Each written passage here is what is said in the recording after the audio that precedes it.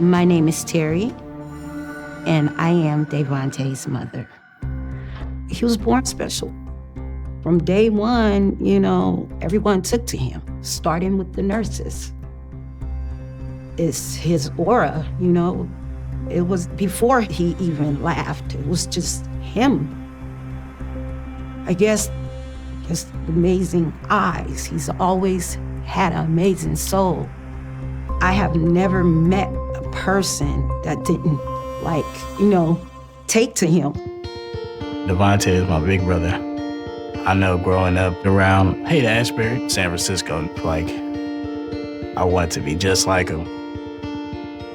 I probably could have got a wish where they was you could turn into a big brother if you wanted to. I probably would have did it. He was always popular. All the girls loved him.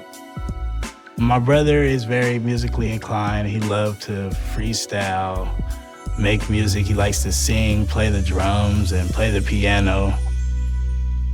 My name's Ruthie. I'm Devontae's auntie. Devontae had a stuttering problem for about, I want to say about a good 11, 12 years of his life. And it probably would take him about 5 minutes to get a whole full sentence out. The only time he didn't have a stuttering issue was when he was singing or rapping, which is crazy.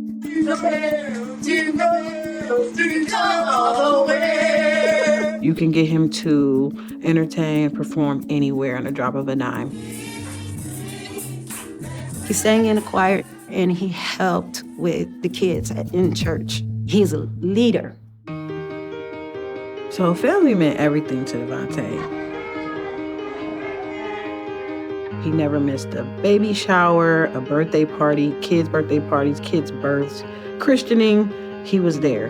His comfort zone was home, church, our neighborhood here in San Francisco, and he really didn't go too much past that. He didn't like to be away from home much. He was big on staying close to the ones that he loved. But in 2019, my brother met a new girl and they started dating. Devontae met his girlfriend at the Stone Grove concert in the avenues of San Francisco. It was pretty spontaneous, a fluke. They met eyes and she just never left his sight. My brother was doing different things and he was being happy. She brought him to Vegas. She was bringing him to beaches and stuff. I've never seen my brother do these kind of things, and these are always things I've always wanted my brother to do. She was about, 20 years older than him, give or take. But the girl was smart. She was a life coach at one point. And she was able to pull Devontae from out of his comfort zone. I never wanted to make an issue about her age. I just wanted my son to be happy and, and live life, But I did see, a lot of red flags. Devontae and his girlfriend loved to go to a lot of places. And on May 4th, they decided to drive off to Mount Shasta, which is 4 hours north of San Francisco. They were just doing a bed and breakfast type of deal.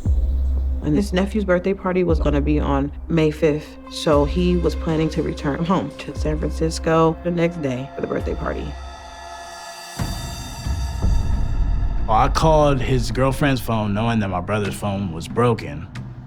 And he seemed pretty at peace and calm and happy about being somewhere different.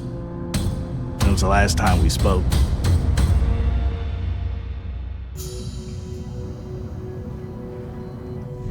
My name is Tessa Kluwer. I was born and raised in Mount Shasta, and I'm currently the mayor. Mount Shasta is a small, close-knit community. We do have a lot of different visitors because people want to come to a small town and disconnect for a while. And Mount Shasta definitely appeals to those that want to come here for spiritual purposes. Some believe that the mountain itself provides healing aspects or properties to them. We also have the headwaters of the Sacramento River that are said to hold some cleansing and spiritual aspects as well. And I know his girlfriend is spiritual. She likes to collect her crystals and sage and all of that. She's always talking about the stars and the numbers and alignment, all this stuff.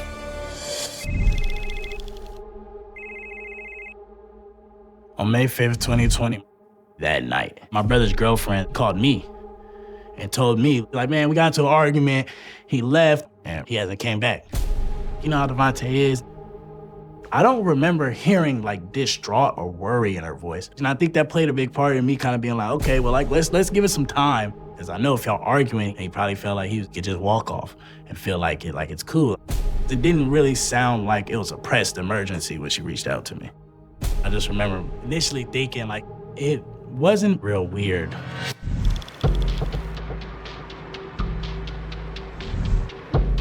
Once Thursday, May 7th came, the girlfriend called Anthony, his brother, and said that Devontae was missing since Tuesday, May 5th. Right away, I'm like, we need to get up there because this is just not like Devontae. She called me and I said, we're on our way, but I need you to go make a police report. Not now, but right now.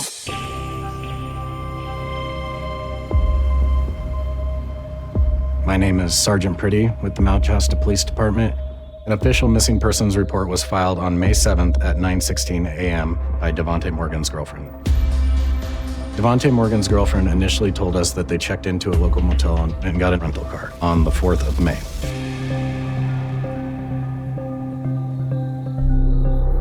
She said in the early hours of May 5th, she was awoken by Devontae to come outside and have a cigarette. She was mad at Devontae for waking her to come outside and have a cigarette. They realized that they left the hotel key inside the hotel and they called the after-hours service to get let back in. An on-call manager came down and let them both back in. Devontae's comfort zone was home, but due to where he was at, he didn't even want to go smoke a cigarette out there by himself. They continued to fight till the early hours of May 5th. At that point, she said that they had been walking their separate ways to cool off. So they both left the hotel. She just put it like he just walked off on her, so we didn't take it to the extreme. We kind of took it with a grain of salt in a way because this is what he does. He'll get away from her if he needs to. She wanted to go see the sunrise, and Devontae went the other direction. In the morning on May 5th, she saw Devontae on the other side of the street on North Mount Shasta Boulevard, walking in a different direction. She stated that he still looked mad, so she continued back to the motel. Devontae Morgan's girlfriend explained that this is common in their relationship, that when they get into fights, they both agree to go separate ways for cooling off.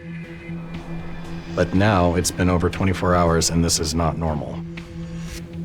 Devontae Morgan's girlfriend told the officer that he was wearing black sweatpants and had on 49er flip-flops. And she said that his phone was broken. She didn't act she acted, loony. She was all over the place. She did not seem too concerned or sad or upset that he has not been found. In my experience, she was acting way out of line for someone that she should be caring about filing a missing persons report. Usually missing people in Mount Shasta need a rescue on the mountain or that type of thing. So to hear that someone could potentially be missing and they're not off of a hiking trail, it was definitely alarming. For the family, we went up to Mount Shasta immediately. At that point, I was really worried. I was spooked. I just remember being afraid, like, what if we can't find him? On the drive up there, I'm thinking every moment, every second of the day, where's my baby and what happened to him? Where did he go? I just was just on save the day mode. I know that his girlfriend knows more. She was with him and I won't answer.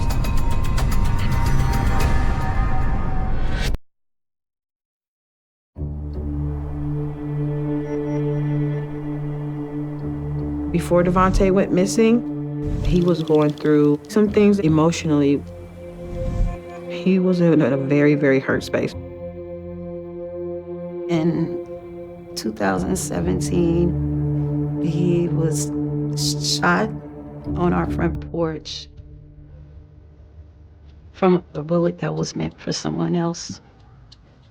He was shot in the pelvis and in the hand. It wasn't his fault. He wasn't a person that was involved in like any problems or any type of street issues. He was definitely like mistargeted. I think somebody rode by and thought he was somebody else. I know that did affect him, like that is his safe haven, it is his home. What a freak accident to get shot on his own porch for a bullet meant for someone else. So pretty much at 25 years old, he felt as if his life has stopped. I think what a lot of people don't think of or understand is like when you get shot, there's the physical pain you gotta recover from, and there's like a big traumatic like mental thing you have to like overcome, and it's hard. So he definitely did like smoke weed or like drink some alcohol like to help cope with the pain. He wouldn't let it keep him down. He pushed himself to heal more quickly than he should have. And it caused him to walk with a slight limp. And it caused him to be depressed. Like, why me? I'm a good person. I'm good to everybody. Why did this happen to me? He still seemed prayerful and hopeful, but he admitted that he just wasn't well. It got hard for him. He's kind of private. He wouldn't want to share that much. But I pretty much had to push him, to let him know that life is not over and God has a plan for him. That's why he's still here. He definitely wanted to get clean, wanted to be sober. He used to go to the gym every day, and that kept him sober. He definitely was trying to still progress, but it's hard. That's something that I think the girlfriend definitely took advantage of and kept him like a carrot on a string with. She kept the alcohol and the bottles going because I think she did drugs herself. Before he went missing, they definitely fought a lot. I know that they weren't a happy couple, I would say that. She was very, very demanding, and she wanted to always pick a fight. She wanted to make sure that she was being heard, let's put it that way. Even though they had weird and irritating long arguments, I never thought about my brother just go missing.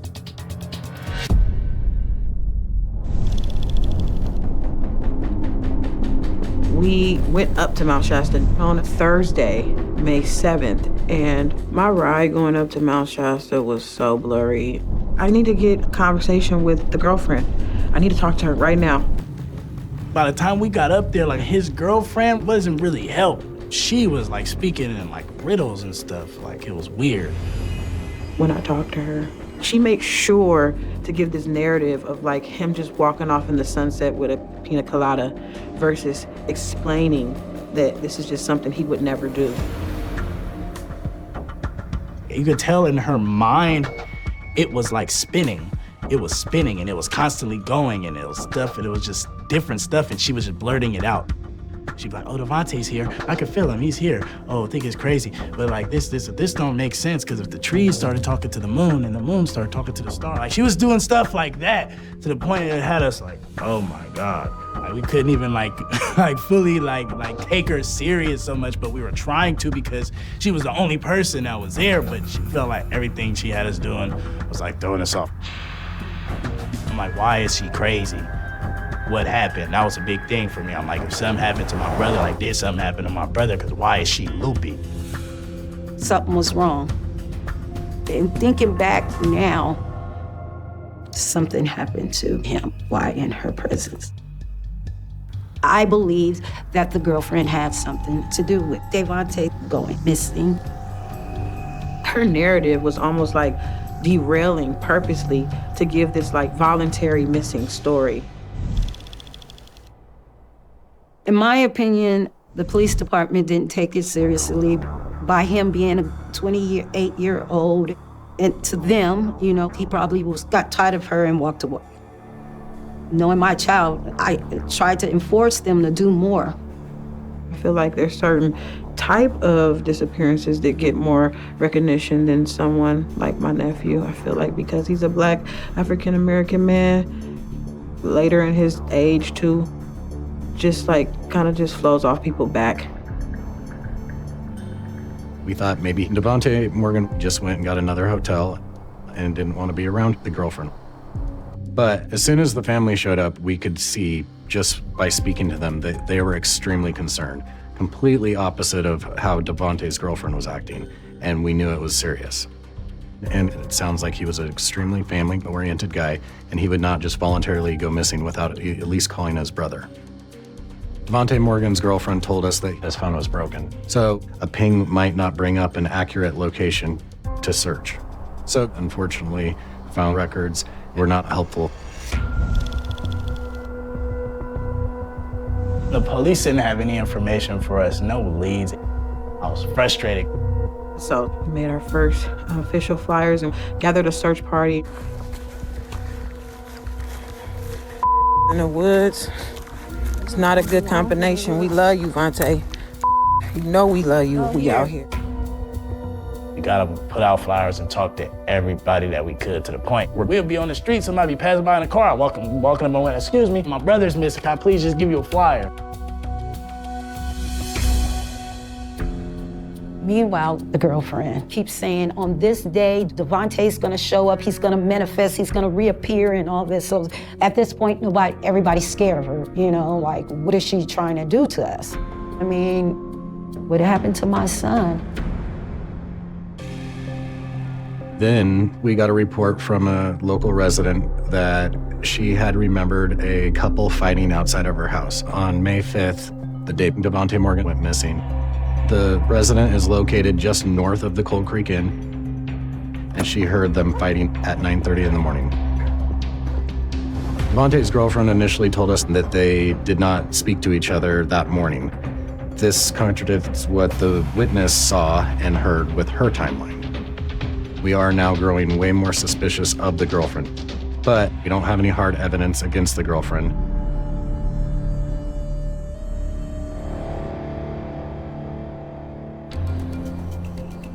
All she kept saying is that where she was emotionally and what she was going through while she was up in Mount Shasta.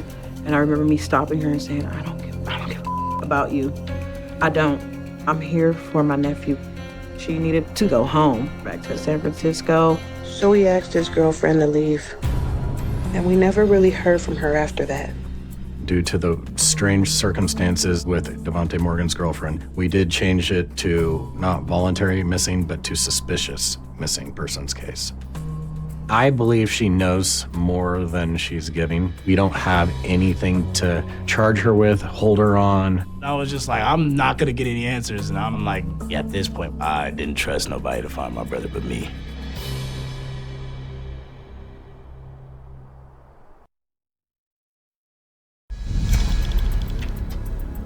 It's May 14th, and we still don't have any hard leads. So right now we are trying to track Devontae Morgan as best we can through surveillance. Surveillance is really huge for us in Mount Shasta because we are such a small agency in such a small town. We don't have CCTV like a lot of bigger cities. So when someone does go missing in the city limits of Mount Shasta, we immediately try to hop on that and go to local businesses just so we can see if they have cameras that caught anything. We were able to obtain 10 different camera angles of Devontae walking.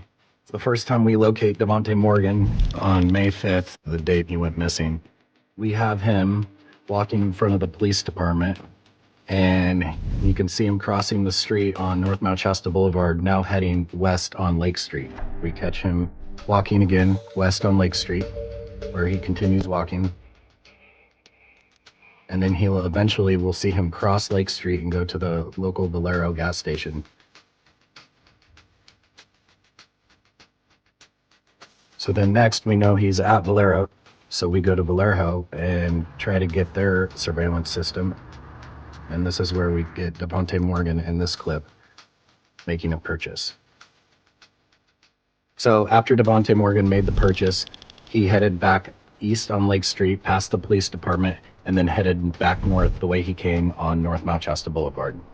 And the next known footage we have is at the Jefferson Soul on the North Mount Shasta Boulevard, which is approximately a quarter mile north of the Cold Creek Inn. So he has passed the hotel and he's continuing to walk. Approximately 2 minutes later, he is seen passing Jefferson Soul, now heading south back towards the Cold Creek Inn on North Mount Shasta Boulevard. He also is picked up on Chestnut Street by a local crystal store on their surveillance, where he is seen heading north on Chestnut Street and then making a right-hand turn heading east on Alma Street. The next known location Devontae is picked up on camera is on Alma Street, heading east, and the Sisson Middle School picked him up on.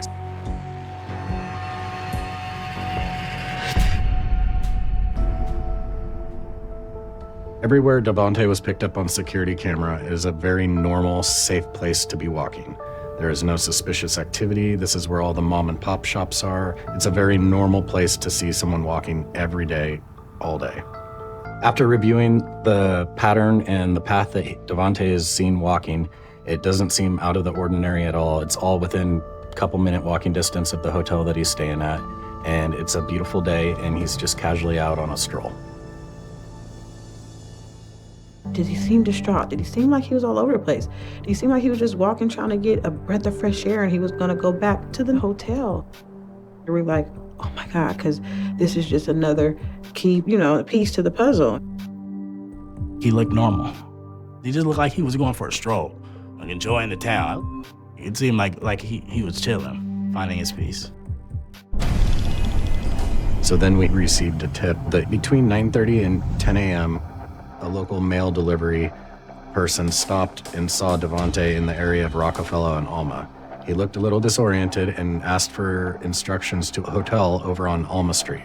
The mailman expressed to him that we don't have any hotels on Alma Street, but we have an apartment complex there, and gave Devontae directions to that. The Alma Street apartment complex is not near the Cold Creek Inn. The mailman later saw Devontae Morgan on Alma Street, but not near the apartment complex. So he stopped again and rerouted him to that area. Later, the same mailman located Devontae Morgan off of Rockefeller on Ski Bowl Drive. This time he did not stop to speak with him. So after reviewing all the surveillance and nailing down all the times we've spotted Devontae Morgan, we are looking to see, is he heading out of town or is he heading up the mountain so we can branch out? Or we're looking to see if he's picked up by someone, a vehicle, the girlfriend, we don't know. Just because that he was last seen walking in downtown certainly doesn't mean that that's where he went missing. Our downtown is only 2 miles in length and very condensed. Once you get outside of the downtown, it's definitely easy to get lost.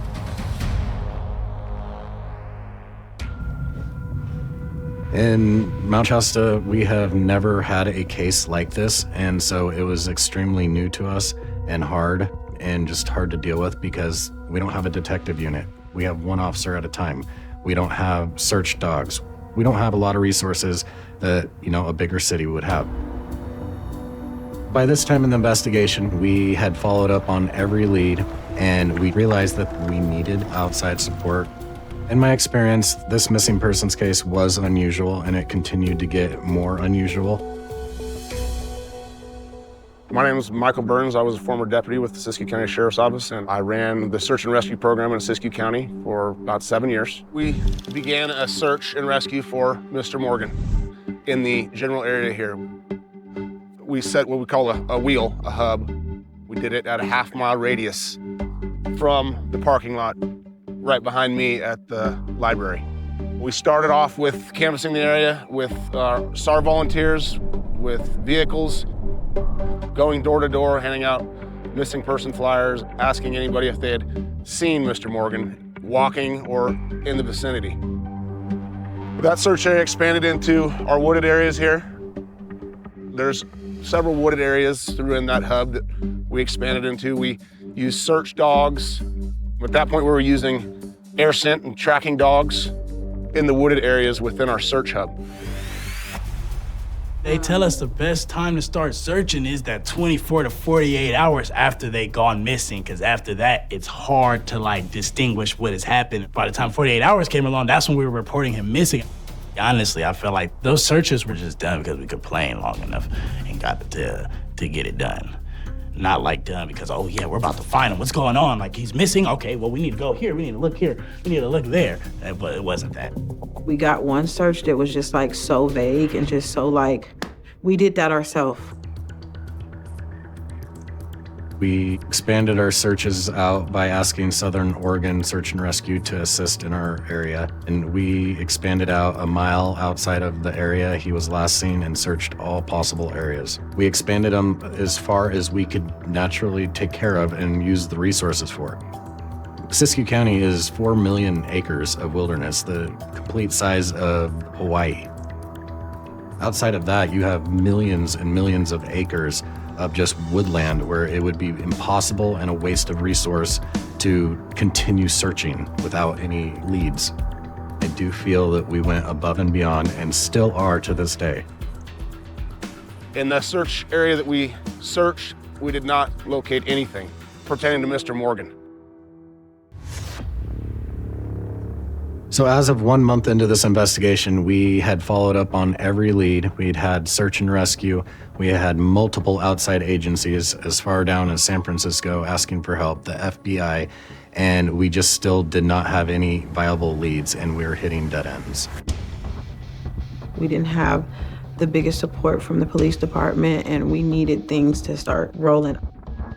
I believe that this area in particular is known for all these dark side underworld type living. Underworld as in KKK, cults, underworld fighting. I'm like, anything could happen to Devontae, anything.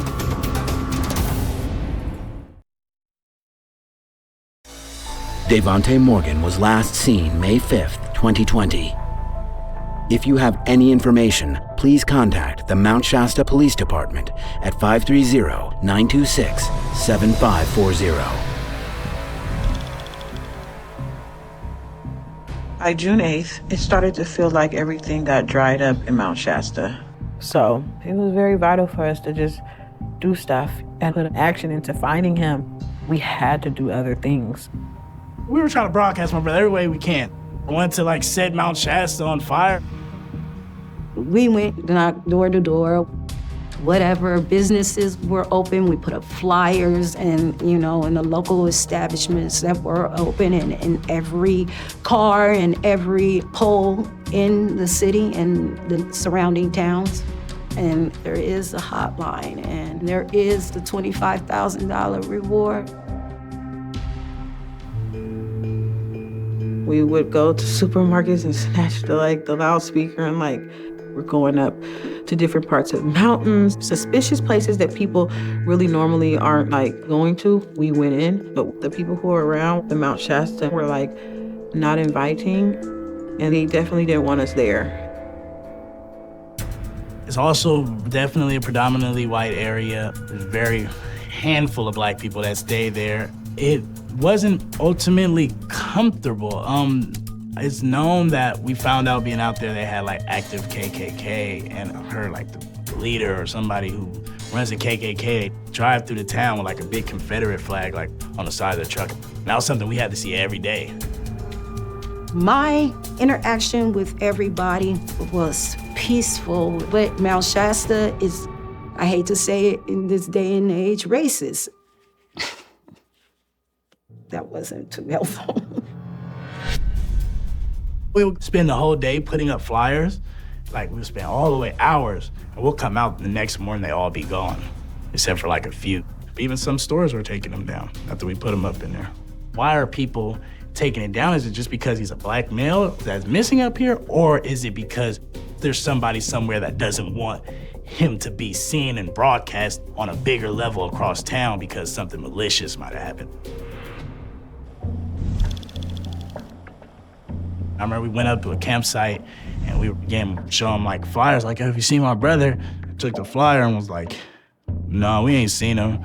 But if we do, we'll tie him to a tree in the back and give you a call. Same person pulled out guns on us and was we had to leave off the property. It was upsetting. we knew that we were in an area that was not safe for us. We were told, don't come this way, don't look this way.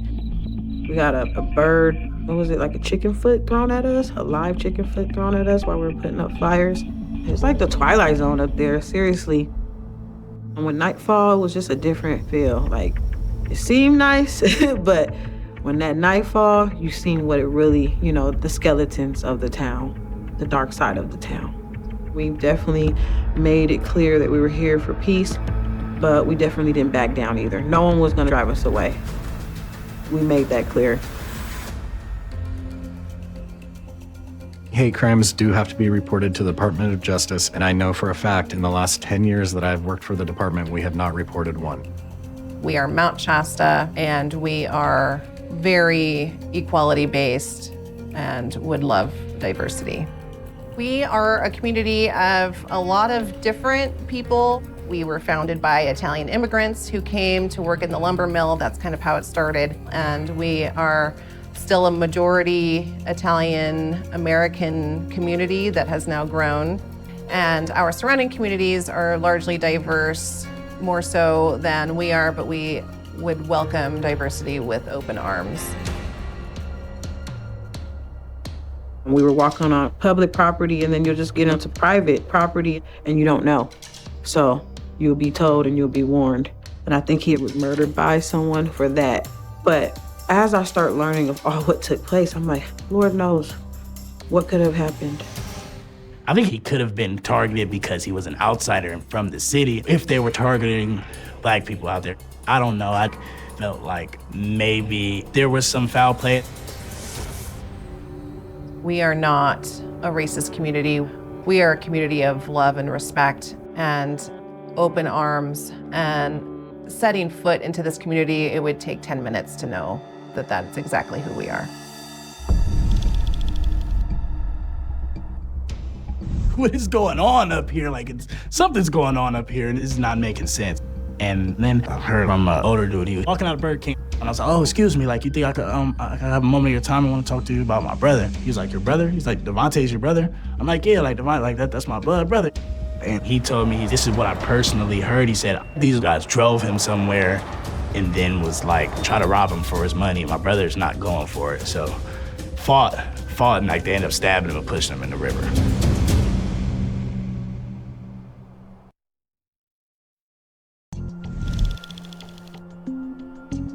Devontae Morgan's brother heard one story that Devontae Morgan had been taken in a white van and went to a rural area out in the woods behind our lake called Twin Arrows. It's a wooded campground up behind Lake Siskiyou. It's about 4 miles outside of town.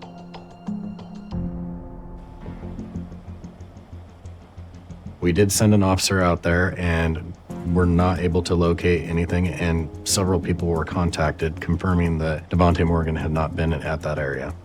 After investigating the area of Twin Arrows and speaking to everyone, we did not feel it was important to search the river, so everything came to a dead end. We put the money on the reward, but we would get these big stories from people, and it would just be like a dead end. We were distraught. We didn't know what to do. At this time, the family has also offered a reward for his return.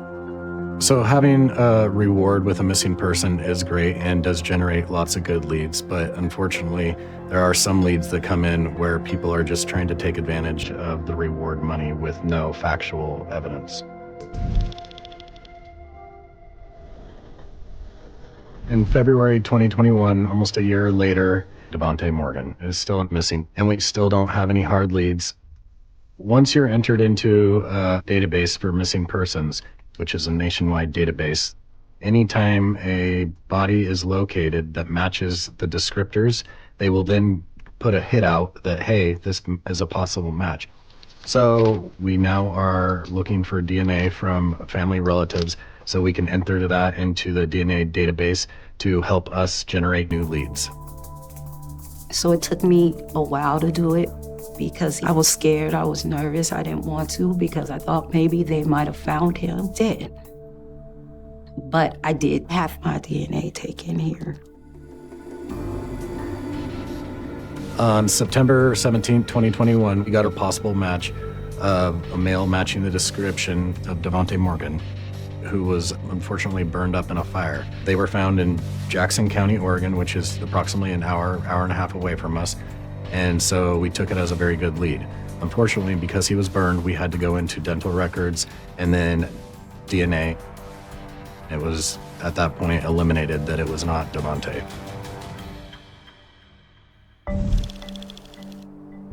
It's frustrating that my nephew is still not here. The police never offered any helicopters, never a search party bigger than my family and the few people in town. And it didn't even seem like they cared enough about my brother. To this day, almost 3 years after the initial investigation started, we still have the case open. We are still actively getting interest in the case, and we are still getting information, and we are following up on every lead that does come in. And I know the family does feel that we are not doing enough, but we are a very small department, and this was a very, very big case and a very big workload for our department and the few officers that we did have.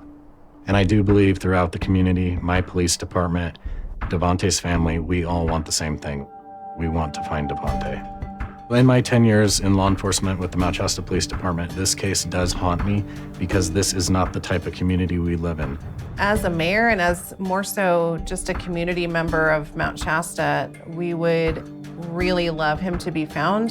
One of our community members is missing and we want him back.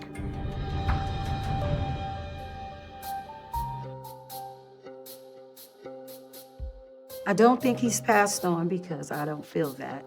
And I believe my son is still out there and he can't, for whatever reason, he can't come home. He can't call us. He can't, I don't know what the reason is, but whatever it is, I feel he's still there and he's waiting for my help. We tried to get his girlfriend to help us, but she hasn't. I think his girlfriend was straight up the cause of him being missing. I believe that there's so much more to her story, and I want and I pray that one day that her conscience will eat her up so much to where she'll come forth. There's not 1 second, not 1 second that goes by that I don't think about him. I just try to keep hope and keep understanding, but holding on to this hope is also hard. And I missed you, Devontae. Yeah, I just want to let him know that how much I love him and how much him being gone has affected the whole family. And not just our family, our community. Our family has not been the same since he's been missing, since he's been gone. We can't do nothing without remembering his smile, his laugh, his handsome face, most beautiful eyes, and just a good person. He meant well. He walked with love and purpose. I want answers. I want to be able to close this up, knit it up, say it happened, and be thankful that we know what happened and move on and try to find some peace in what has happened, whatever that may be. The last thing anyone remembers is the sound of the wind dragging across the empty fields, a hollow, restless howl that swallowed the headlights and erased the road. February, Colorado, 2000. A stretch of highway so dark it felt unfinished, like the world simply stopped beyond the guardrail. At 2:17 a.m., a passing trucker spotted a sedan sitting crooked on the shoulder, engine dead, driver's door slightly ajar. No hazard lights. No movement. No body. Just the wind and a set of tire tracks that didn't quite make sense. By sunrise, the car was surrounded by flashing patrol lights. Deputies circled it in silence, boots crunching over frost-hardened gravel. The interior was intact. Wallet on the passenger seat. Keys still in the ignition. A half-empty cup of gas station coffee gone cold in the cup holder. There was no sign of a struggle, no blood, no shattered glass. Just absence. The kind that presses against your chest and refuses to breathe. The driver was 26-year-old Daniel Harper. Born and raised in a small town 40 miles south of Denver. Quiet. Reliable. The kind of man who called his mother every Sunday and never missed a shift at the auto parts warehouse. He had left work late that night after volunteering to cover for a co-worker. Security footage showed him walking to his car at 1:32 a.m., collar up against the cold, shoulders hunched. He looked tired. Normal. Alive. He never made it home. By mid-morning, the words were already spreading through town like a live wire: missing, abandoned vehicle, mysterious disappearance. Local radio stations broke into programming. The sheriff held a brief press conference beside the highway, wind tugging at his jacket, as he told reporters there was no immediate evidence of foul play. Those words would echo for years. Search teams flooded the area. Volunteers in neon vests fanned out across frozen fields. Dogs sniffed along the roadside, circling the car, then pulling hard toward the open plains before losing the scent as if it had evaporated mid-step. Helicopters combed the terrain. Divers checked a nearby irrigation canal crusted with ice. Nothing. No footprints leading away from the car. No drag marks. No sign Daniel had walked anywhere at all. His family stood behind yellow tape that afternoon, faces pale in the thin winter light. His mother kept repeating that he hated the cold, that he would never wander off into a field in the middle of the night. His younger sister clutched his photograph, as if it might fade if she loosened her grip. Shock rippled through the community. In a town where everyone knew everyone, a man didn't just disappear between work and home. Investigators traced Daniel's last movements with surgical precision. Gas station, at 1:48 a.m. receipt confirmed. The clerk remembered him, polite, quiet, paid in cash. Surveillance footage showed no one following him out. His phone records revealed no unusual calls, no frantic messages, no hidden life bubbling beneath the surface. It was as if he had simply driven into the dark and stepped out of existence. Then came the first strange detail. The driver's seat had been pushed back farther than Daniel normally kept it. His girlfriend told detectives he was meticulous about comfort, he never adjusted it. The angle suggested someone taller had been behind the wheel. But there were no foreign fingerprints inside the car. Forensic teams dusted every surface. The only prints belonged to Daniel. Rumors ignited anyway. Carjacking gone wrong. A hitchhiker. A roadside confrontation that left no trace. The highway had a reputation: long, isolated stretches where help was miles away, and cell signals faded to static. But if someone had forced him out, where were the signs? Why leave the wallet? Why leave the car so conspicuously visible? Days turned into weeks. Snow fell, erasing any lingering tracks that might have existed. The search shifted from urgent rescue to recovery. Flyers covered storefront windows. Candlelight vigils flickered against the night, flames bending in the same relentless wind that had greeted deputies that first morning. The sheriff's office reassured the public they were actively pursuing leads.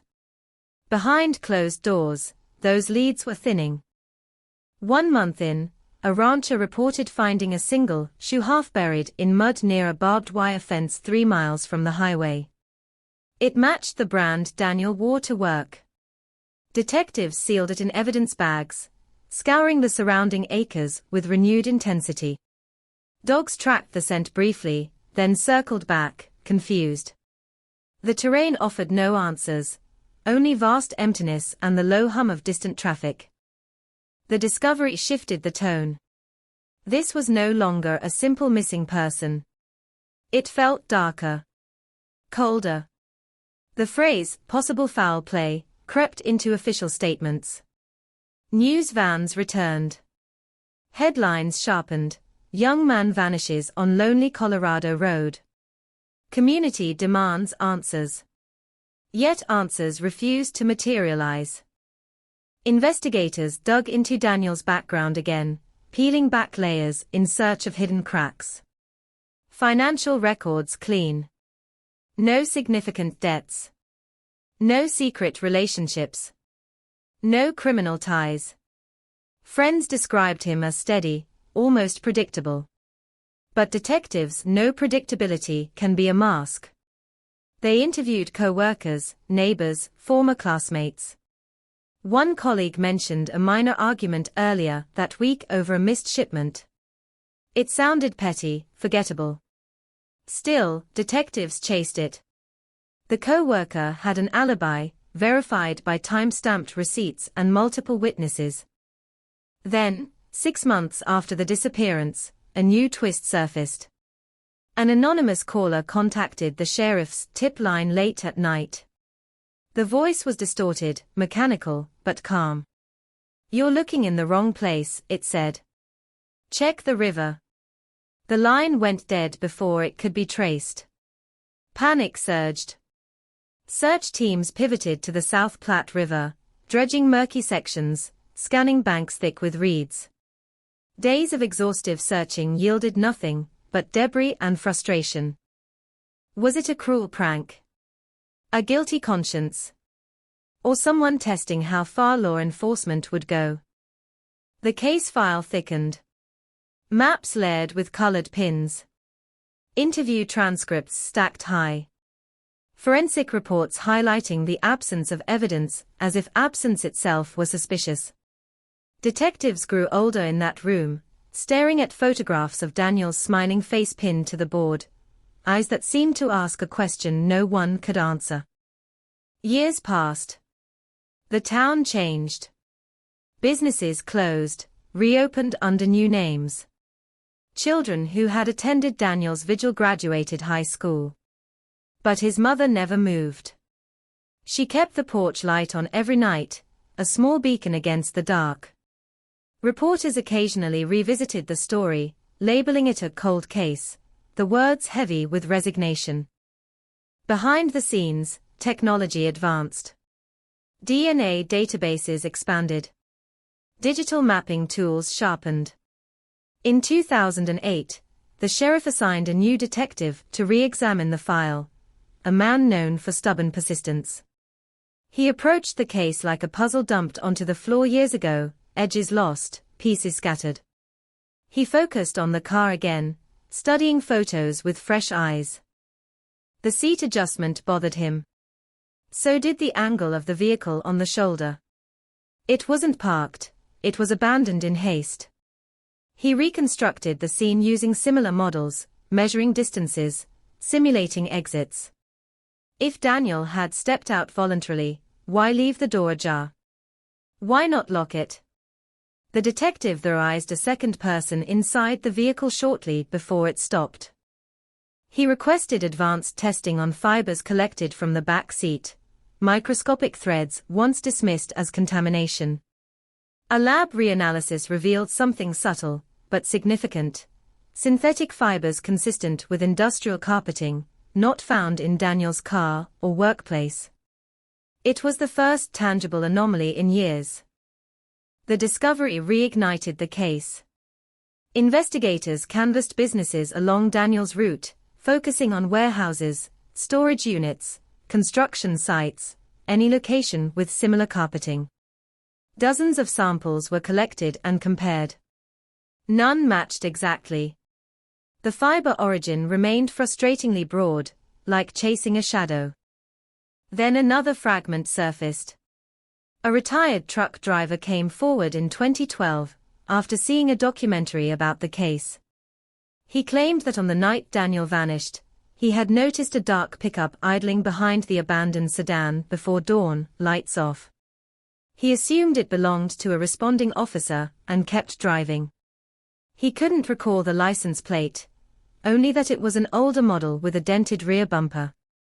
Investigators cross-referenced vehicle registrations within a 50-mile radius. Hundreds fit the description. Too many. Still, the image of that pickup lingering in the darkness gnawed at the detective leading the review. By the 15th anniversary, the case had become legend in the region, a cautionary tale whispered to teenagers about late-night drives. For Daniel's family, it was a wound that never sealed. Each year without answers deepened the shock, hardened it into something quieter, but no less painful. And yet, beneath the dust of old paperwork, the questions remained sharp. How does a man vanish from a locked timeline? How does a car sit on a highway shoulder like an abandoned shell while its owner dissolves into nothing? The wind still crosses those fields at night, indifferent, relentless. Drivers pass the same stretch of road, without realizing they are gliding over the epicenter of an unsolved mystery that refuses to fade. Because somewhere between 1:32 a.m. and 2:17 a.m., something happened in the dark. Something precise. Something deliberate. A door opened. A choice was made, or taken. And the silence that followed has lasted more than 2 decades. Stretching across Colorado like that endless winter highway, waiting for someone to finally break it. By the time the calendar turned to 2001, the case had already begun to harden into something colder than winter air, a file stamped, shelved, reopened, then shelved again. But inside the sheriff's department, it never truly went quiet. The abandoned sedan was sealed in an evidence bay, wrapped in plastic like a time capsule from the night Daniel Harper disappeared. Detectives would sometimes walk past it and slow down, as if proximity alone might make it speak. The re-examination started with the timeline. Every minute between 1:32 a.m. and 2:17 a.m. was stretched, dissected, replayed. Traffic cameras along the highway were primitive in 2000, grainy and unreliable, but technicians enhanced what little footage existed. Daniel's car appeared once at an intersection 10 miles from the gas station, headlights steady, no vehicle immediately behind him. Then nothing. A blind stretch. A gap large enough to swallow a man whole. Phone records were pulled again, this time with more advanced analytics. Though Daniel's cell signal had dropped near the highway, common in that rural pocket, a brief ping registered at 2:03 a.m., 2 miles east of where the car was found. It was subtle, almost dismissed years earlier as a tower glitch. Now it felt important. If the ping was accurate, the car had moved after leaving the main road. But there were no side roads documented in that exact direction. Only private ranch land and open terrain. Detectives drove that area repeatedly, studying dips in the land, forgotten access paths, tire ruts hardened by seasons of weather. One such path, barely visible unless you knew where to look, curved behind a line of skeletal cottonwood trees. It led to an abandoned equipment shed, roof partially collapsed, the wood warped gray by time. Inside, investigators found nothing but rusted machinery and wind-blown debris. Still, soil samples were collected. The ground was tested for trace disturbance. Nothing conclusive. Meanwhile, the synthetic fiber from Daniel's back seat continued to haunt the investigation.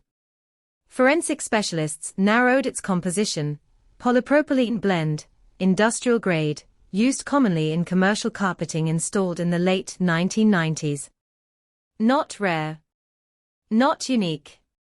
But specific enough to suggest an indoor environment, warehouse, office, perhaps a storage facility. The implication was chilling.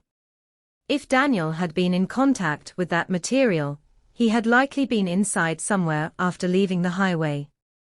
The question became immediate and sharp: was he taken there alive?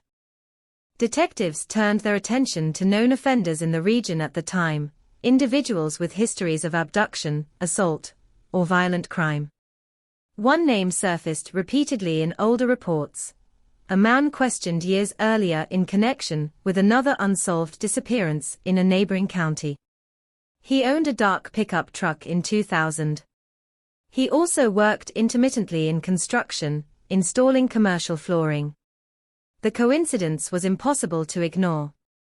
Surveillance was discreetly conducted. The man, now in his late 50s, lived quietly on the outskirts of town. No recent arrests. No obvious signs of erratic behavior. Detectives interviewed him under the pretense of revisiting old cases. He denied knowing Daniel Harper. Claimed he had been home the night in question. No alibi beyond his own word. His truck from that era had long since been scrapped. A search warrant followed months later. His property was combed inch by inch. Carpeting samples were seized. Tools catalogued. A section of concrete in his garage showed signs of having been replaced at some point in the early 2000s. Ground-penetrating radar scanned beneath it. The result was inconclusive, minor soil inconsistencies, nothing definitive enough to justify excavation. The fiber samples from his old construction supplier were compared in the lab. Close. Disturbingly close. But not identical. A near match is not evidence. It is a shadow. And shadows do not hold up in court. The investigation tightened, then stalled again. In 2003, a hunter reported finding scattered human remains in a wooded patch 15 miles north of the highway. 4 hours, tension gripped the sheriff's office. Could this be Daniel? Forensic anthropologists were brought in.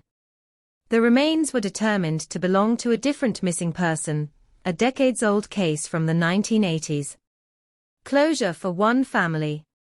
Another reminder for Daniels that time does not guarantee answers. Years laid over the file like dust. The detective leading the review began reconstructing behavioral patterns. If Daniel had encountered someone on that road, what triggered the stop? Mechanical failure had been ruled out, the car showed no issues.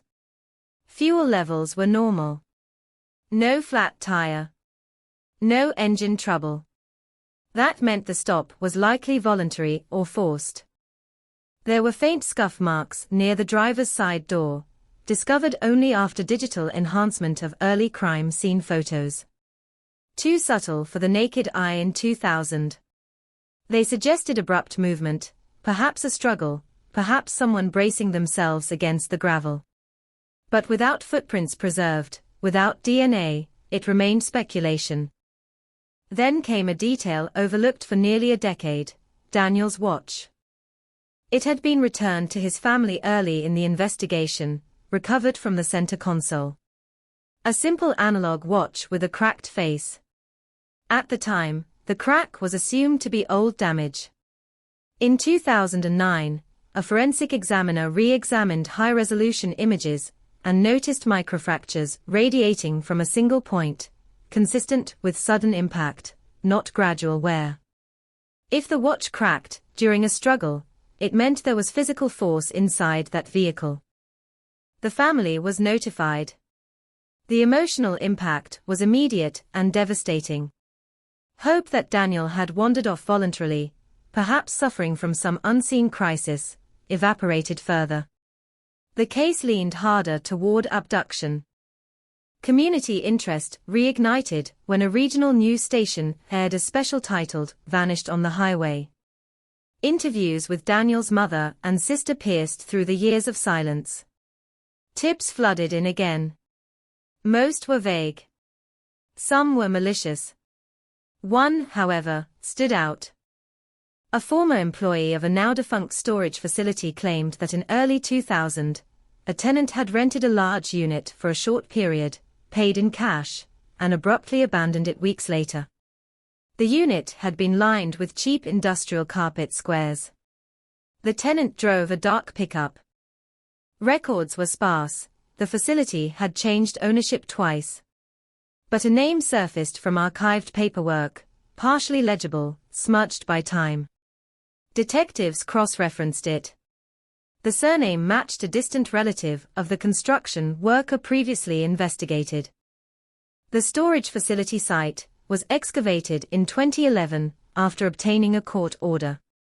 The unit in question had been demolished years earlier, replaced with new structures. Soil beneath the foundation was tested. Cadaver dogs alerted faintly in one section, then again near the perimeter fence. Excavation revealed nothing human, only animal remains and construction debris. Another surge of adrenaline. Another crash. By now, the phrase, Colorado 2000 missing persons case, had become synonymous with frustration. Law enforcement had theories. They had suspicions. What they did not have was a body, a confession, or irrefutable physical evidence. And yet the highway remained unchanged. Drivers still passed that stretch unaware of the history embedded in the gravel. The cottonwoods still bent in the wind. The equipment shed still sagged under its own weight. The landscape refused to reveal what it had witnessed. Inside the Harper home, Daniel's room remained intact for years, posters on the wall, shoes lined neatly in the closet. His mother would sometimes sit at the edge of the bed, listening to the silence as if it might shift, as if footsteps might return down the hallway. The absence became a presence, constant and heavy. Investigators aged. Retirements came. New deputies were briefed on the case as part of orientation, told in low voices about the car on the shoulder and the door left ajar. It became a lesson in persistence and humility, a reminder that not every story ends with handcuffs and flashing lights. But beneath the stalled leads and fading headlines, something lingered, a sense that the answer was close, buried not in distant fields or rivers, but in the overlooked detail, the quiet inconsistency. The fiber. The cracked watch. The seat pushed back, just a few inches too far. Somewhere in those inches was the truth. And someone, somewhere in Colorado, carried it.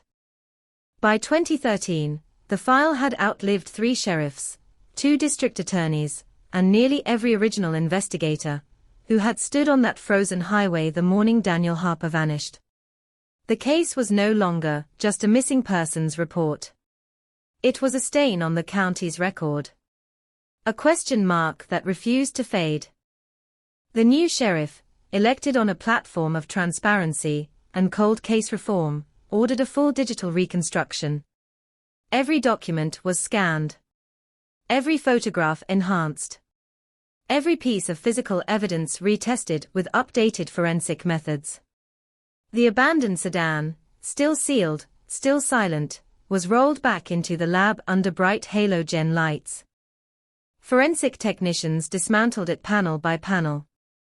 The carpeting was removed entirely this time, not just swabbed. The seats were detached, flipped, inspected for trace materials trapped deep in the seams. In 2000, certain microscopic fibers might have been overlooked. In 2013, technology was sharper. More ruthless. Under the rear passenger seat rail, embedded in hardened grime, they found something new. A single hair. Not Daniel's. Not from any family member who had ridden in the car. It was light brown, coarse, with a partially intact root. It had likely been there from the night he disappeared, pressed deep into a crevice where routine cleaning would never reach. For 13 years, it had waited. DNA extraction was delicate, painstaking. The sample was degraded but viable enough for a partial profile. It was entered into CODIS. No match. The result was both devastating and electric. There was proof now, undeniable proof, that someone else had been inside that car close to the time Daniel vanished. The investigation pivoted sharply from missing person to confirmed criminal act. The language changed. Detectives began saying it openly, homicide suspected. But without a body, homicide remains a theory. The hair profile was run against local offenders, then statewide databases. Nothing. Investigators expanded the net, comparing it to individuals previously questioned. The construction worker with the dark pickup volunteered a DNA sample, after subtle pressure from detectives, who implied refusal would raise suspicion. His profile did not match. The partial DNA profile was frustrating, enough to exclude suspects, not enough to identify one. Then another overlooked detail surfaced, during the reconstruction, a faint smear along the inside of the trunk latch. Luminol testing revealed traces of blood so diluted they had been invisible to the naked eye. The amount was microscopic, but it existed. Laboratory testing confirmed the blood belonged to Daniel. That changed everything. If Daniel's blood was in the trunk, however small the quantity, it suggested movement, containment.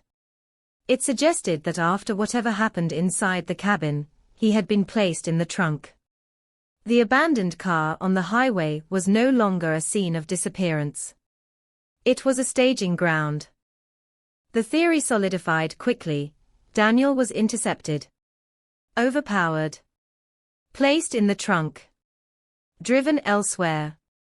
The car later returned and abandoned to simulate voluntary exit or mechanical trouble. But by whom? Detectives revisited the 2:03 a.m. cell phone ping 2 miles east of the final vehicle location. Using updated geospatial mapping, analysts discovered that while there were no public roads marked in that direction in 2000, satellite overlays revealed a private gravel access road that had existed briefly during construction of a pipeline project that year. It had since been reclaimed by vegetation, erased from standard maps.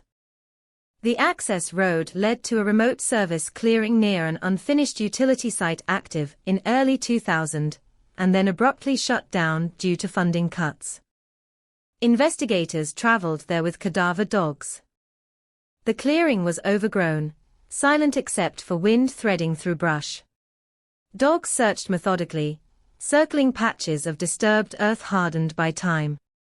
Near the edge of the clearing, one dog alerted strongly, then again several feet away. The alerts were consistent with historical human decomposition, but after 13 years, confirmation would require excavation. A court order was obtained. For 2 days, backhoes peeled back layers of soil under forensic supervision. The community watched from behind barricades, news cameras broadcasting live updates. Hopes surged. Then steadied. Then trembled. At 6 feet down, fragments emerged. Fabric first. Decayed. Faded. Then bone. The remains were incomplete, scattered, but clearly human. Forensic anthropologists worked in silence as the pieces were carefully documented and removed. Dental comparison and mitochondrial DNA testing followed. Weeks later, the confirmation arrived. The remains belonged to Daniel Harper. The announcement detonated across Colorado. After 13 years, the missing persons case was no longer about hope. It was about murder. The burial site raised immediate questions. It was not random. The grave had been dug deliberately, deep enough to evade casual discovery, but shallow enough to suggest urgency. Whoever placed Daniel there knew the area. Knew it would be abandoned. Knew construction activity would not return. Investigators traced the pipeline project records. Dozens of contractors had worked temporarily on the site in early 2000. Names were pulled. Employment rosters reconstructed from archived payroll systems.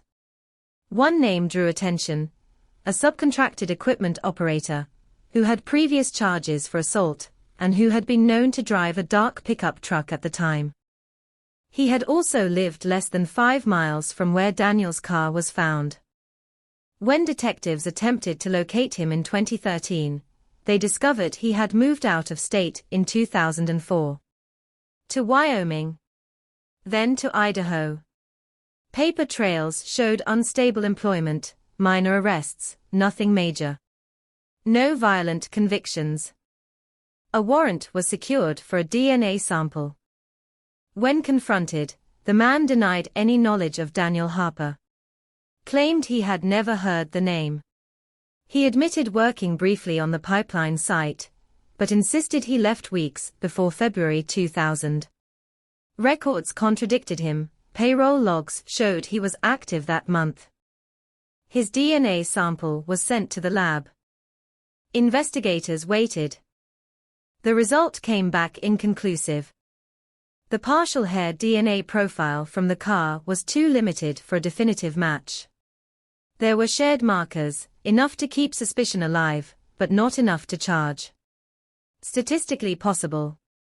Legally insufficient. Frustration rippled through the department again. They had the body. They had a burial site. They had a suspect whose timeline intersected both. But the case still lacked the final link. Forensic examination of Daniel's remains revealed blunt force trauma to the skull. The injury was consistent with being struck by a heavy object, possibly a tire iron or metal tool. The watch's cracked face suddenly made terrible sense. The theory sharpened. Daniel stopped on that highway, either flagged down or forced. An altercation inside or beside the vehicle. A blow to the head. Blood transferred to the trunk during placement. The vehicle driven to the remote clearing via the temporary access road. Burial under cover of darkness. Car returned and abandoned to delay discovery. It was clean. Efficient. But imperfect. The hair in the back seat was the imperfection. Investigators broadened their scope. They cross-checked every worker on that pipeline project against violent crime databases nationwide. One name surfaced with a disturbing pattern. A laborer who had since been convicted in another state for kidnapping in 2007. He too had driven a dark pickup in 2000. He too had left Colorado abruptly that same year. He was serving time. A new warrant was drafted. When detectives visited him in prison, he listened without expression as they laid out the evidence. The abandoned car. The burial site. The hair. The trunk blood. He smiled faintly and asked for a lawyer. His DNA was already on file due to his conviction. The comparison was ordered. Days stretched long and tight. The department moved cautiously, aware that the community's expectations were rising again. After 13 years, the truth felt within reach. Then the lab report arrived. No match. The hair belonged to someone else. The room fell silent when the result was read aloud. The second viable suspect eliminated. The investigation pivoted once more into uncertainty. The burial site had given them Daniel back, but it had not given them his killer. The pipeline clearing became a crime scene frozen in time, cordoned off once more as analysts searched for overlooked trace evidence. Tire track impressions, though degraded, were photographed and digitally reconstructed. Patterns suggested a mid-size pickup truck with worn rear tires. Common. Frustratingly common. As media coverage intensified, the sheriff faced pointed questions. How many dark pickup trucks were in the county in 2000? How many men worked that pipeline? How many had violent tendencies? The numbers blurred. Daniel's family stood before cameras again, this time without the fragile thread of hope. They had a gravesite now. They had certainty of death. But they did not have justice. And somewhere, perhaps still in Colorado, perhaps far beyond, the person who struck that fatal blow had lived 13 uninterrupted years. Worked. Moved. Slept. Carried the memory of that February night, like a sealed compartment in their mind. The case was no longer about finding Daniel. It was about proving who put him in the ground. The burial changed the temperature of the case. What had once been a haunting absence was now a confirmed execution, a blow to the skull, a body in the trunk, a grave carved into frozen Colorado soil. The question was no longer what happened. The question was who stood in that clearing in the dark, shovel in hand, breathing hard in the cold. The excavation site became the new epicenter. Forensic teams returned with renewed intensity, this time combing not just for remains, but for context. Soil layers were mapped. Pollen samples collected. Microscopic debris sifted through fine mesh screens. If the killer had left even the smallest fragment behind, a cigarette filter, a boot tread impression, a discarded tool, it would surface now. What they found was subtle, almost dismissible at first glance. Metal flakes. Tiny, oxidized fragments embedded in soil near the edge of the grave. Laboratory analysis revealed they were consistent with industrial-grade steel, the kind used in heavy machinery parts, or certain types of utility tools. The pipeline site had hosted bulldozers, trenchers, backhoes. But the pattern of corrosion suggested the flakes had not been part of stationary equipment. They were mobile. Abraded. Possibly from a truck bed, or toolbox repeatedly opened and closed. Investigators began reconstructing the likely sequence. Daniel is stopped. Confronted.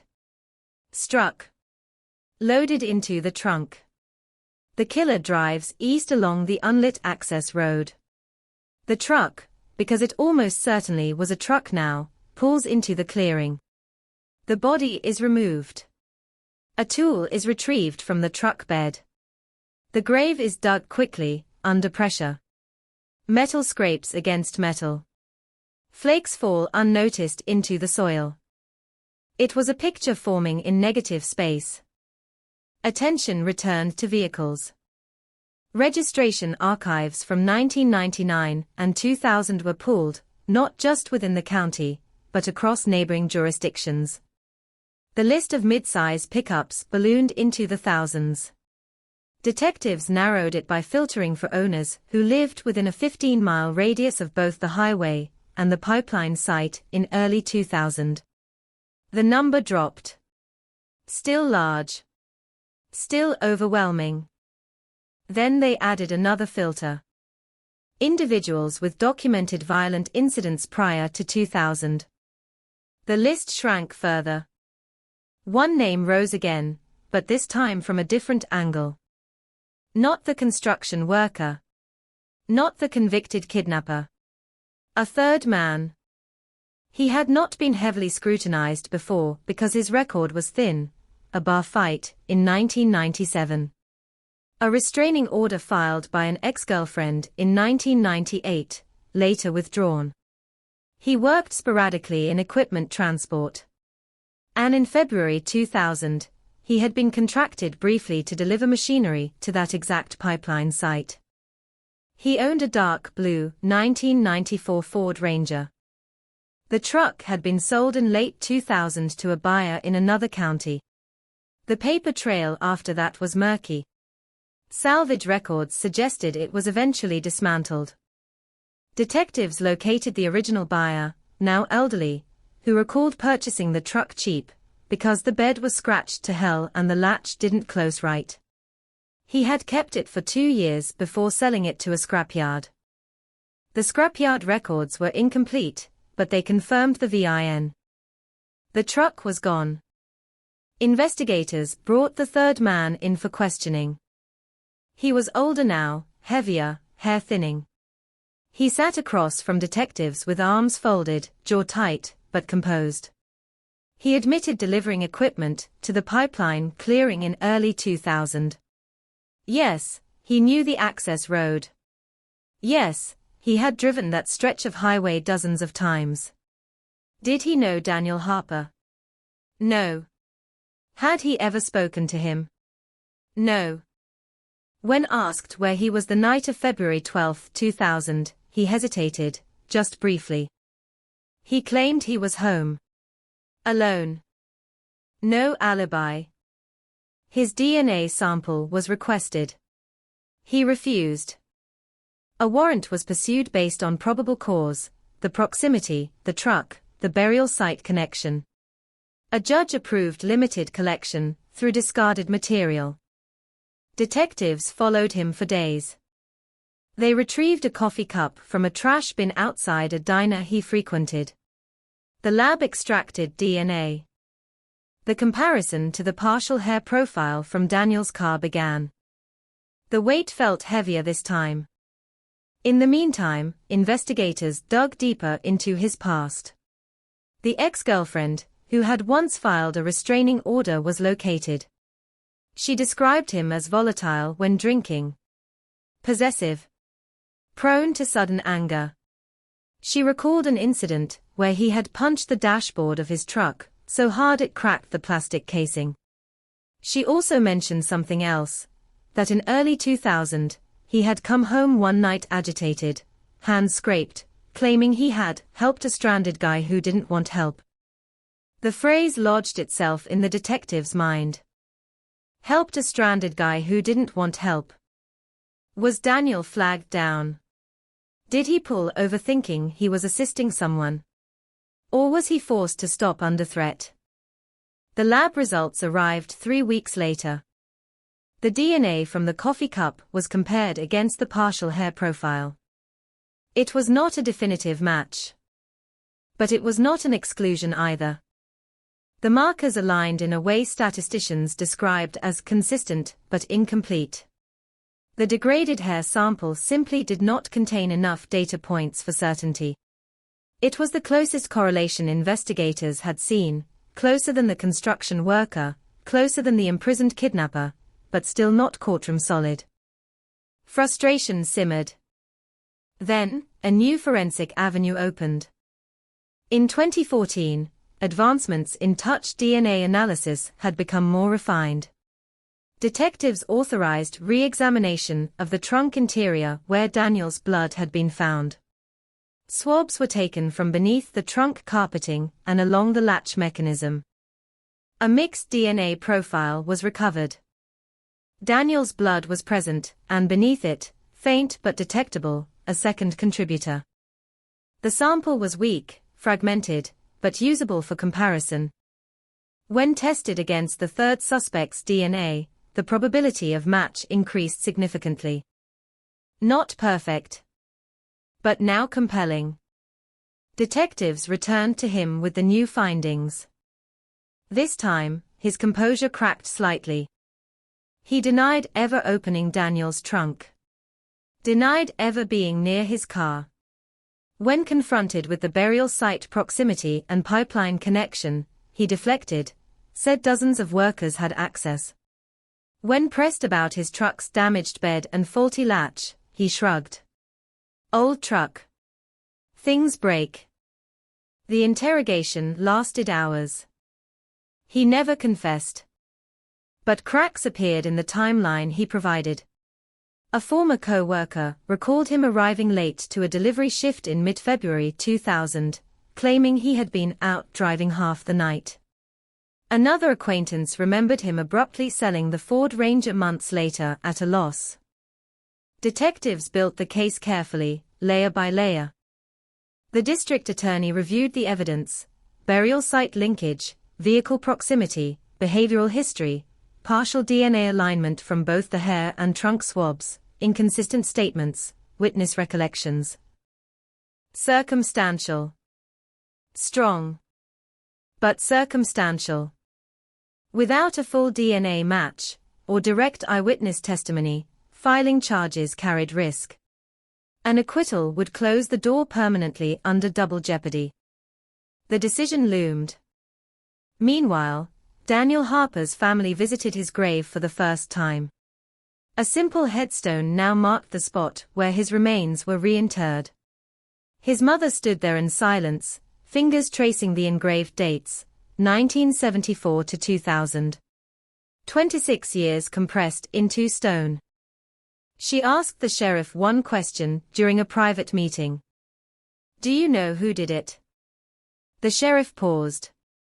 "We're closer than we've ever been." Closer. But not finished. And somewhere in Colorado, a man who once drove a dark blue Ford Ranger felt the weight of scrutiny tightening around him, not enough to break him yet, but enough to make sleep thinner, nights longer. The case was no longer frozen. It was moving. Slowly. Deliberately. And the silence that had protected the truth for 14 years was beginning to fracture. Pressure changes people. By late 2014, the third suspect, the equipment transporter with the dark blue Ford Ranger, was no longer living quietly. Patrol cars had been seen near his property. Neighbors had noticed unmarked sedans idling at odd hours. Word travels fast in small Colorado communities, and even faster when it smells like murder. He stopped going to the diner. He stopped attending weekend gatherings. He started drinking again. Detectives watched carefully. They weren't just building a case anymore, they were watching for movement. For panic. For mistakes. Inside the sheriff's office, the strategy shifted. Instead of pushing immediately for arrest on circumstantial evidence, they expanded the forensic angle again. The mixed DNA profile from the trunk was sent to a private lab specializing in probabilistic genotyping, a newer method capable of extracting stronger statistical weight from weak, mixed samples.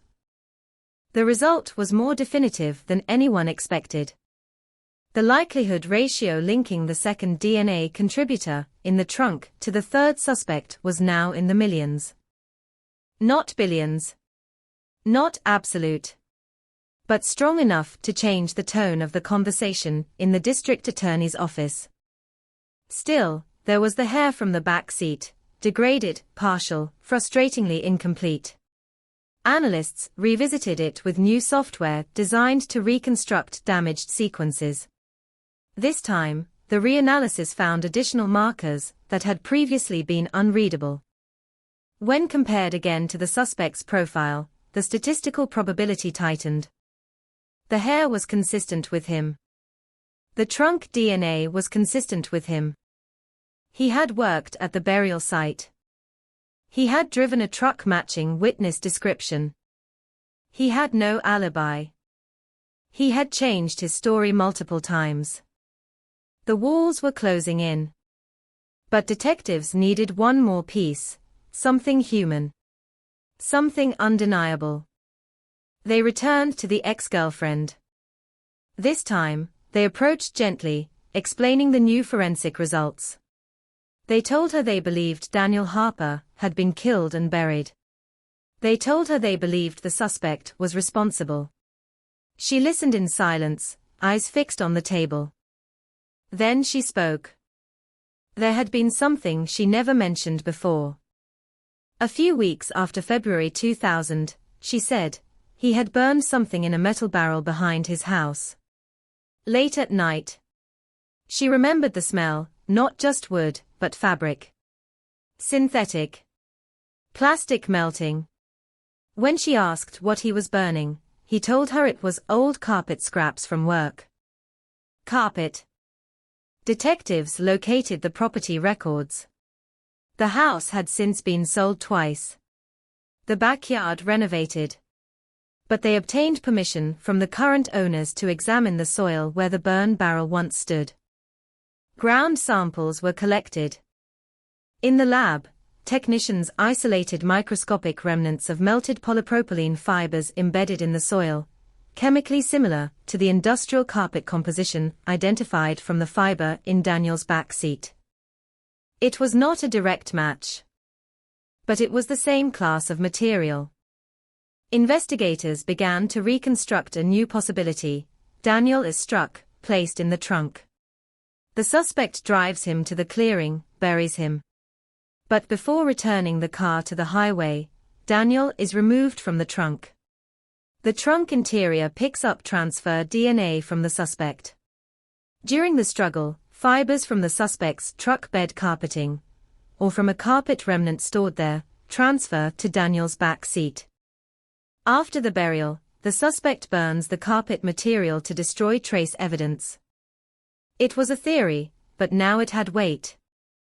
Detectives requested financial records from early 2000. The suspect had purchased new seat liners for his truck in March of that year. The receipt was still archived through a regional auto parts chain database.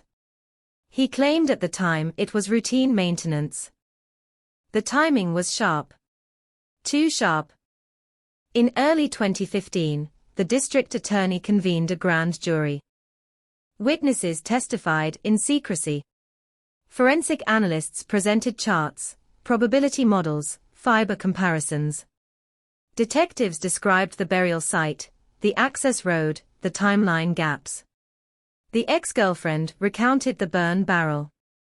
The retired trucker testified about seeing a dark pickup idling behind Daniel's sedan before dawn. The suspect was unaware of the proceedings. 4 weeks, the grand jury deliberated. Meanwhile, the suspect's behavior grew erratic. He sold his current vehicle abruptly. He withdrew cash from his bank account. He asked a co-worker hypothetical questions about what happens if someone accuses you of something you didn't do. Investigators feared flight. On a cold morning in March 2015, 15 years after Daniel Harper disappeared, deputies arrived at his residence with an arrest warrant. He opened the door in a t-shirt and jeans, ice-tired but not surprised. He did not resist. The charge, first-degree murder.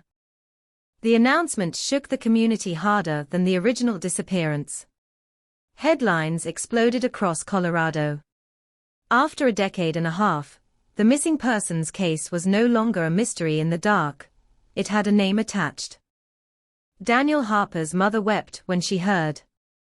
But arrest is not conviction. The defense moved quickly, attacking the forensic evidence as probabilistic, circumstantial, reconstructed from degraded samples.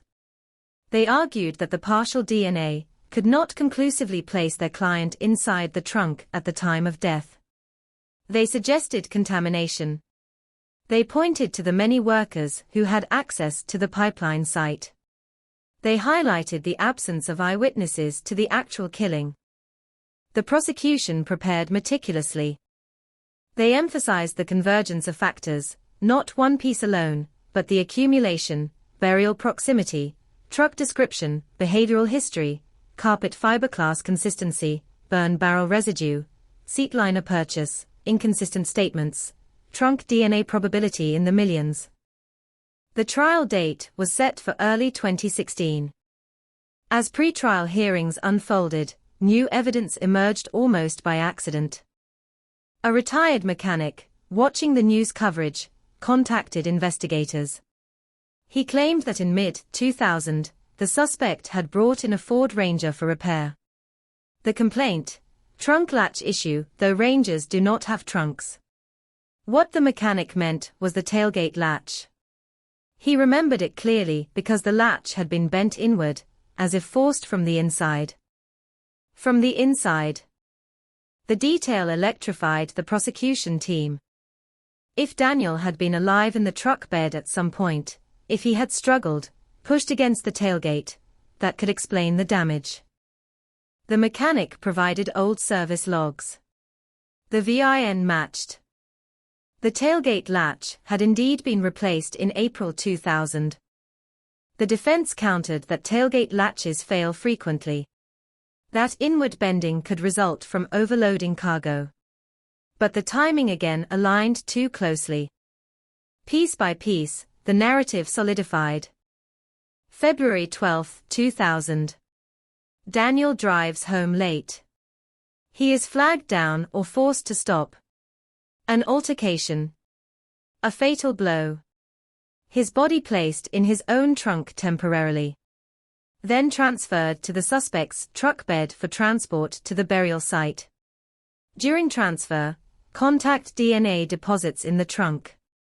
Carpet fibers from the suspect's truck bed transfer to Daniel's car. Tailgate damage occurs during movement. Weeks later, carpet remnants are burned. Truck parts replaced. Vehicle sold. It was no longer just a theory whispered in detective offices. It was an indictment. And as the trial approached, the town that had carried 15 years of unanswered questions braced for something it had almost stopped believing in, a verdict. But even now, as court dates loomed and legal arguments sharpened, one truth remained heavy in the air. No one had seen the blow land. No one had heard Daniel's final words. And the man accused of killing him had not said a single word of confession. The silence that began on that highway still lingered, thinner now, fractured, but not yet completely broken. The courtroom was colder than anyone expected. Not in temperature, in atmosphere. 15 years of silence sat in the gallery like a physical weight. Reporters lined the back wall. Sketch artists sharpened pencils. Daniel Harper's family occupied the front row, hands clasped tight, eyes fixed forward. Across the aisle, the accused sat in a pressed shirt and dark blazer, jaw rigid, gaze steady, as if this were just another morning he intended to endure. The prosecution opened without theatrics. They spoke in timelines. February 12, 2000. 1:32 a.m., Daniel leaves work. 1:48 a.m., gas station receipt. 2:03 a.m., Eastwood cell ping. 2:17 a.m., abandoned car on the shoulder. Then the burial site. The temporary pipeline access road. The shallow grave in frozen soil. They didn't raise their voices. They didn't need to. The evidence was presented like bricks, one at a time. First, the forensic pathologist described the blunt force trauma to Daniel's skull. A single decisive impact, possibly followed by another. Not an accident. Not self-inflicted. The watch with the fractured face was shown to the jury, the crack radiating from a central impact point. Then came the trunk. Photographs illuminated the faint blood smear revealed by luminol. The lab analyst explained how Daniel's blood was identified in trace amounts beneath the trunk lining. The second contributor's DNA profile was introduced carefully, explained as statistically consistent with the defendant, with a likelihood ratio in the millions. The defense objected repeatedly to the language. The judge allowed it. The jury listened. Next, the hair from the back seat. Once invisible. Once overlooked. Now magnified on a screen. The probabilistic genotyping results were walked through step by step. Not absolute, but strongly consistent with the defendant's DNA markers. The prosecution moved slowly, deliberately. Then the retired trucker took the stand. He described the night air, the stretch of highway, the sedan with its door ajar, and behind it, a dark pickup idling without lights. He admitted he could not identify the driver. Admitted he assumed it was law enforcement. But his memory of the dented rear bumper remained sharp even after years. The prosecution displayed an old photograph of the defendant's 1994 Ford Ranger, taken from a vehicle registration file in 1999. There, on the rear bumper, was a visible dent. The defense rose again, arguing coincidence. The judge overruled. The ex-girlfriend followed. She spoke softly at first, voice trembling as she described the burn barrel. The smell of melting synthetic fibers. The agitation in the defendant's demeanor that winter. The phrase that had stayed with her for 15 years, helped a stranded guy who didn't want help. The courtroom held its breath. The defense attacked her credibility, highlighting the withdrawn restraining order, suggesting bias, resentment. She held firm. "I was afraid of him," she said. "But I'm not afraid anymore." Then came the mechanic. He described the tailgate latch. Bent inward. Replaced in April 2000. He clarified under questioning that inward deformation was uncommon unless force had been applied from inside the bed. The defense countered with alternative explanations: heavy equipment shifting during transport, overloaded cargo, normal wear. The prosecution didn't argue. They simply added it to the pile. Then they brought out the maps. Satellite overlays showing the pipeline access road as it existed in early 2000, visible only because archived imagery captured it during construction. The jury saw how the clearing aligned precisely with the 2:03 a.m. cell phone ping. They saw how the defendant had been contracted to deliver equipment there that month. They saw the proximity between the highway, the burial site, and his residence at the time. Opportunity. Access. Knowledge. The defense's strategy crystallized: create doubt in every link. They called their own forensic experts to challenge the probabilistic DNA interpretation, arguing that partial profiles are inherently unreliable, that statistical weight does not equal certainty. They emphasized the absence of a full match. They reminded the jury that no eyewitness saw the defendant with Daniel. No murder weapon was recovered. No confession existed. Circumstantial, the defense repeated. The prosecution did not deny it. Instead, in closing arguments, they reframed it. Circumstantial evidence, the prosecutor said calmly, is how most murders are proven. Rarely does someone commit homicide in front of an audience. We build truth from fragments. And when the fragments all point in one direction, beyond reasonable doubt, that is justice. They walked through the sequence again. The stop. The blow. The trunk transfer. The burial. The burned carpet. The replaced latch. The sale of the truck months later. The move out of state. Each piece alone might be questioned. Together, they formed a pattern too precise to ignore. When deliberations began, the town seemed to freeze. News vans camped outside the courthouse. Daniel's mother returned home and sat at the kitchen table, hands folded over a photograph taken weeks before he vanished. The porch light that had burned for 15 years remained on. Inside the jury room, 12 people pored over charts, transcripts, photographs. They replayed testimony. They scrutinized probabilities. They debated the meaning of reasonable doubt. Hours stretched into days. On the third afternoon, a note was sent to the judge. A verdict had been reached. The courtroom filled quickly. The defendant stood as the jury filed in. He showed no visible emotion. Daniel's family gripped each other's hands so tightly their knuckles blanched white. The foreperson rose. On the charge of first-degree murder. Guilty. The word struck the room like a physical force. A quiet gasp rippled through the gallery. Daniel's mother collapsed into her sister's arms, sobbing in a way that carried 15 years of grief and tension in a single release. The defendant closed his eyes briefly, then opened them again, jaw clenched. Sentencing followed weeks later. Life in prison without parole. No dramatic outburst. No confession.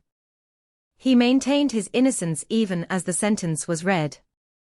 But the law had spoken.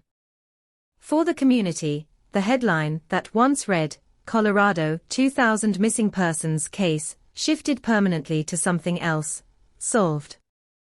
Yet closure is not the same as peace. Because even after conviction, even after the grave was marked and the sentence imposed, the unanswered detail lingered in quiet corners of the mind. Why Daniel? Was it rage? Impulse?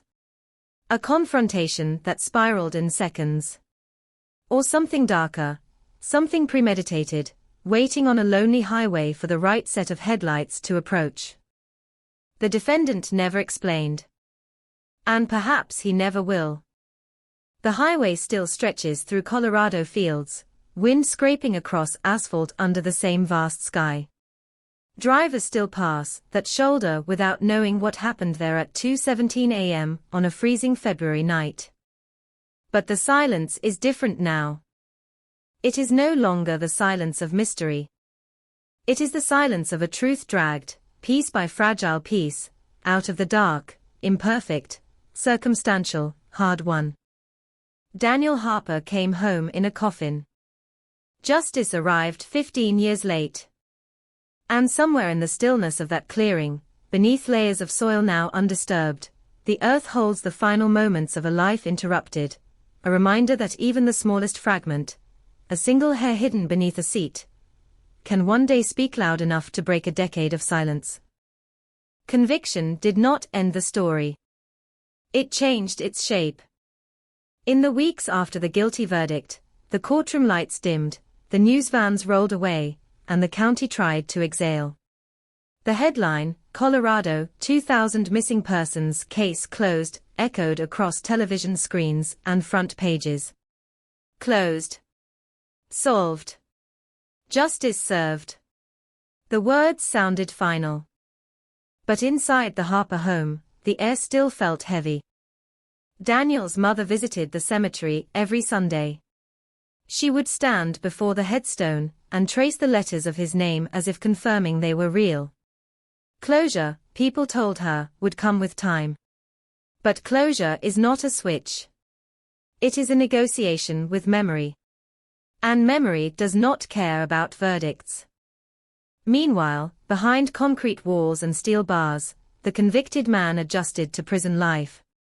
He filed an appeal within months, arguing improper admission of probabilistic DNA evidence, challenging the interpretation of mixed samples, claiming his counsel had been ineffective in failing to exclude certain forensic testimony.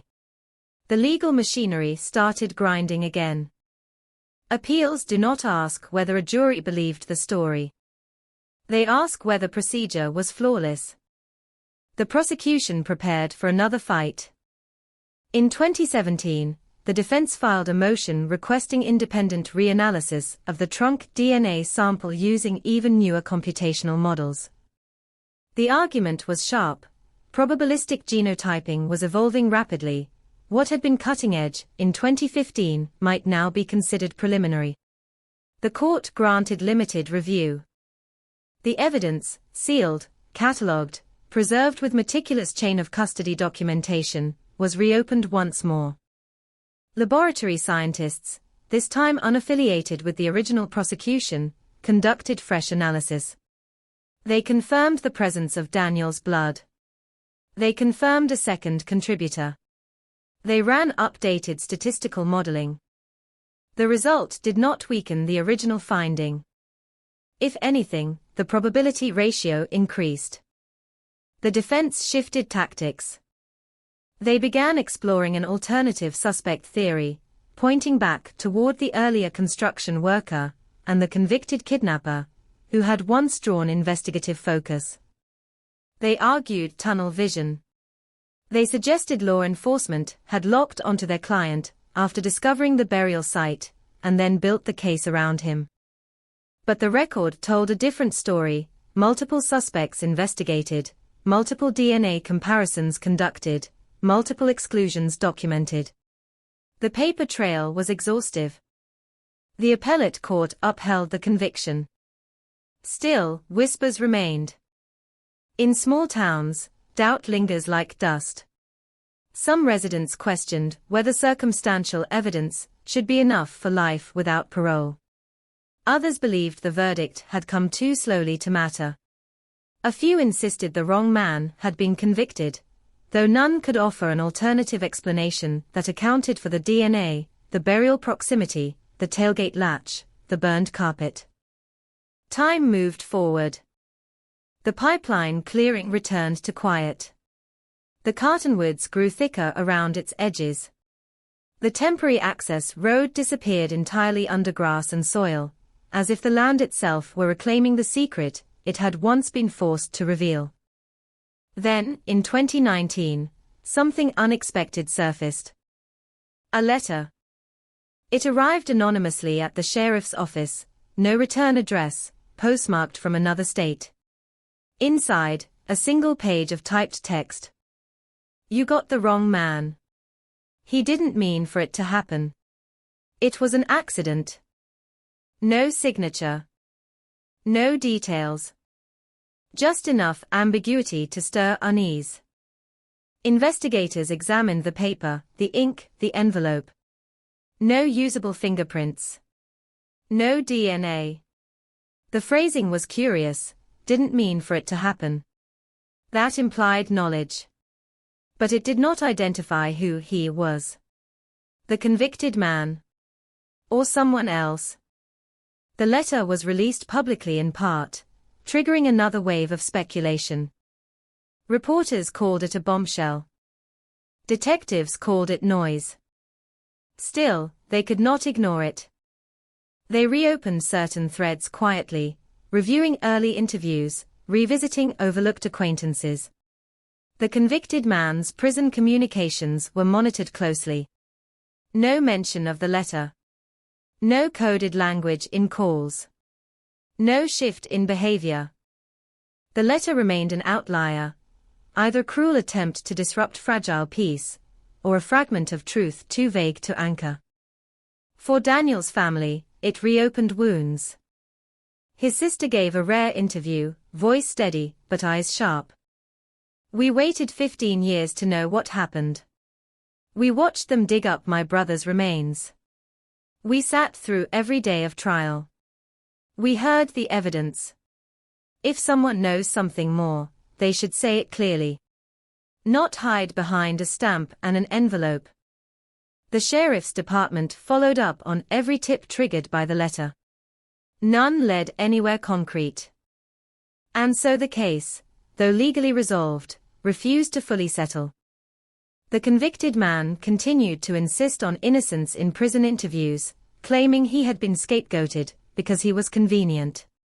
He argued that being near the burial site proved nothing, that many workers had access. He questioned the reliability of degraded DNA. But he never explained the trunk DNA. He never explained the carpet fibers. He never explained the bent latch. Silence again. Years passed. The Harper porch light still glowed at night, though now it was more ritual than hope. In 2022, a criminology podcast revisited the case, dissecting the forensic evidence in painstaking detail. The host interviewed experts on mixed DNA interpretation, debated statistical thresholds, questioned whether juries truly understand probabilistic ratios. The episode went viral. Public interest surged again. Some listeners became convinced of the convicted man's guilt. Others became convinced of his innocence. The narrative fractured in the digital age, pulled apart by armchair analysts and late-night forums. But beneath all the debate, one thing remained unchallenged. Daniel Harper had been struck in the head. He had been placed in a vehicle trunk. He had been buried in a remote clearing accessible through a temporary road known to the man convicted. Those facts did not shift. The interpretation of them did. And that is where the story refuses to die. Because even when a case is declared closed, even when a verdict is stamped and filed, the human need for certainty persists. We want motive spelled out. We want confession. We want the killer to explain why that highway, why that night, why Daniel. We never received that explanation.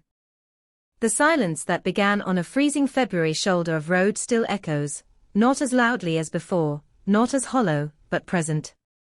The wind still crosses those fields. Drivers still pass without knowing. And in a prison cell somewhere beyond Colorado's borders, a man serving life without parole lies awake some nights, staring at concrete walls, holding inside him the only version of the story that has never been spoken aloud. Whether that story is truth or denial is something only he knows. And that unanswered edge, that final sliver of uncertainty, is what keeps the case alive long after the headlines have faded. The problem with silence is that it breeds imagination. By 2023, more than 2 decades had passed since Daniel Harper pulled onto that shoulder of highway, and nearly a decade since a jury pronounced the case closed. But the story had evolved beyond court transcripts and forensic charts. It lived online now, dissected, slowed down, replayed frame by strangers who had never set foot in Colorado. The podcast episode that reignited national attention did something the trial never had. It slowed everything down. It questioned not just the defendant, but the investigation itself. It replayed the 2:03 a.m. cell ping. It scrutinized the burial depth. It asked whether the prosecution's narrative was the only plausible sequence, or simply the most cohesive one available. And once doubt is introduced into public space, it spreads quickly. A group of independent analysts, former law enforcement, forensic hobbyists, data enthusiasts, began mapping the case themselves. They overlaid weather records from February 12, 2000. Temperatures had dropped sharply that night. The ground would have been partially frozen. Digging a 6-foot grave quickly, they argued, would have required significant effort and possibly machinery. But no machinery marks had been documented at the burial site. The prosecution had argued urgency, that adrenaline and fear can drive extraordinary physical effort. Critics countered that frozen soil is stubborn, unyielding. Detectives quietly revisited the excavation logs. The forensic anthropologist's notes were clear. While the top layer of soil showed frost, deeper layers were softer due to recent daytime thaw cycles common in Colorado winters. Digging would have been difficult, but not impossible with a heavy steel shovel. The detail reassured investigators. Online, it did not end the debate. Another thread gained traction, the tailgate latch. Supporters of the convicted man argued that inward bending could occur if a load shifted during transport. They posted diagrams of truck bed mechanics, citing automotive forums. They questioned whether the mechanic's memory after 15 years was reliable. The mechanic, now retired, stood by his testimony publicly for the first time in a televised interview. "I've fixed hundreds of tailgates," he said calmly. "You know the difference between wear and force." Still, doubt lingered. Then came something no one anticipated. A former inmate, housed in the same correctional facility as the convicted man, contacted a journalist. He claimed that during a late-night conversation in the prison yard, the defendant had said, it wasn't supposed to go that far. He wouldn't get out of the way. The quote exploded across media. Investigators moved swiftly, interviewing the inmate under oath. His credibility was complicated: prior convictions for fraud, documented disciplinary issues in prison. But he provided specific phrasing consistent with the anonymous letter received years earlier, "didn't mean for it to happen." The defense dismissed the inmate as opportunistic, seeking attention or sentence reduction. The prison recorded no formal confession. Yet the statement hung in the air, heavy and ambiguous. Did "wouldn't get out of the way" suggest a confrontation on the highway? A traffic dispute that escalated? Road rage morphing into fatal violence? Detectives revisited early highway patrol logs from that era. There had been reports of aggressive driving complaints along that stretch of road in the late 1990s, nothing directly tied to the defendant, but enough to show the corridor was not immune to tension. The theory shifted slightly. What if Daniel hadn't stopped voluntarily? What if the defendant had attempted to pass aggressively? What if there was a brake check, a flash of headlights, a gesture misinterpreted? A confrontation escalating in seconds on an empty road where no one was watching. It would explain the sudden stop. It would explain the blow delivered in anger rather than premeditation. But it would not explain the burial. Anger is impulsive. Burying a body is calculated. That distinction kept investigators grounded. Then another detail resurfaced from old files, something overshadowed during trial by stronger forensic elements. In Daniel's car, beneath the driver's seat, officers had once catalogued a small folding knife. It was legal. Common. Likely used for opening boxes at work. But the defense had quietly suggested during trial that Daniel might have brandished it during a confrontation, prompting a defensive reaction. The prosecution had countered that the knife showed no blood, no signs of use. Online analysts revived the question. Could the encounter have begun as self-defense? Could the blow have been struck in panic? Even if true, it did not account for concealment, for burial, for burning carpet remnants, for replacing a latch. Self-defense calls police. Guilt digs graves. In 2024, the state's Forensic Science Commission reviewed the case as part of a broader audit of probabilistic DNA convictions. The review was technical, detached from emotion. After months of evaluation, the Commission concluded that the methodologies used were sound and the statistical weight properly conveyed to the jury. No procedural errors. The conviction stood. And yet, for Daniel's family, each resurgence reopened the ache. His sister spoke again publicly. We sat in that courtroom. We saw the evidence. We waited 15 years to bury my brother. If people want to debate science, fine. But don't forget there's a grave at the center of your theories.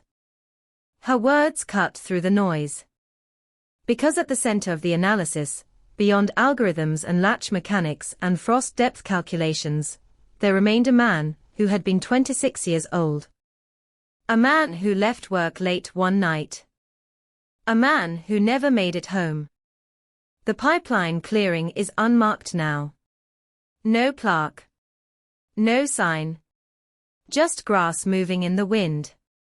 If you stand there long enough, you can almost convince yourself nothing ever happened. That the soil has always been undisturbed.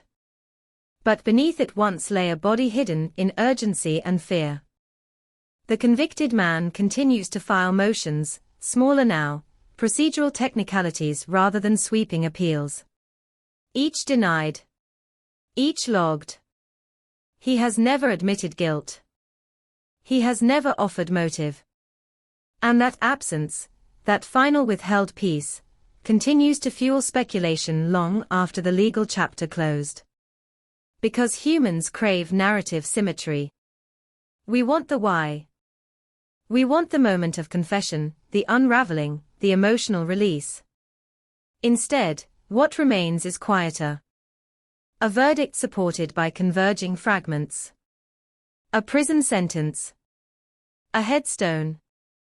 And a stretch of Colorado highway that still looks exactly the same as it did at 2:17 a.m. on a freezing February night, when a car sat crooked on the shoulder, its door slightly ajar, and the wind moved through the darkness like it knew something the rest of the world did not. Time does not erase a crime scene. It just buries it under routine. By 2025, the highway where Daniel Harper's car was found had been repaved. Fresh asphalt. New reflective markers. Guardrails replaced. If you didn't know what happened there, you would never feel it. The shoulder looks ordinary now. Clean. Harmless. But for those who remember, that stretch of road will always hold a shadow that no construction crew can smooth over. The case had settled legally, but emotionally it continued to ripple. University criminology departments began using it as a study model, a textbook example of how cold cases can pivot on microscopic evidence. Students analyzed the hair fragment, the trunk blood, the burial site mapping. They debated investigative persistence versus confirmation bias. The file became academic material, stripped of grief, converted into charts and bullet points. But in the Harper household, it was never academic. Daniel's mother aged visibly over the years following the conviction. Relief had come, yes, but relief is not restoration. She once said in a quiet interview, "Justice tells you who did it. It doesn't give you back the phone call he never made." Her porch light still burns at night. Meanwhile, something unexpected emerged from inside the prison system. A corrections officer reported overhearing a heated argument between the convicted man and another inmate. The inmate had taunted him about the case, repeating the phrase, "helped a stranded guy."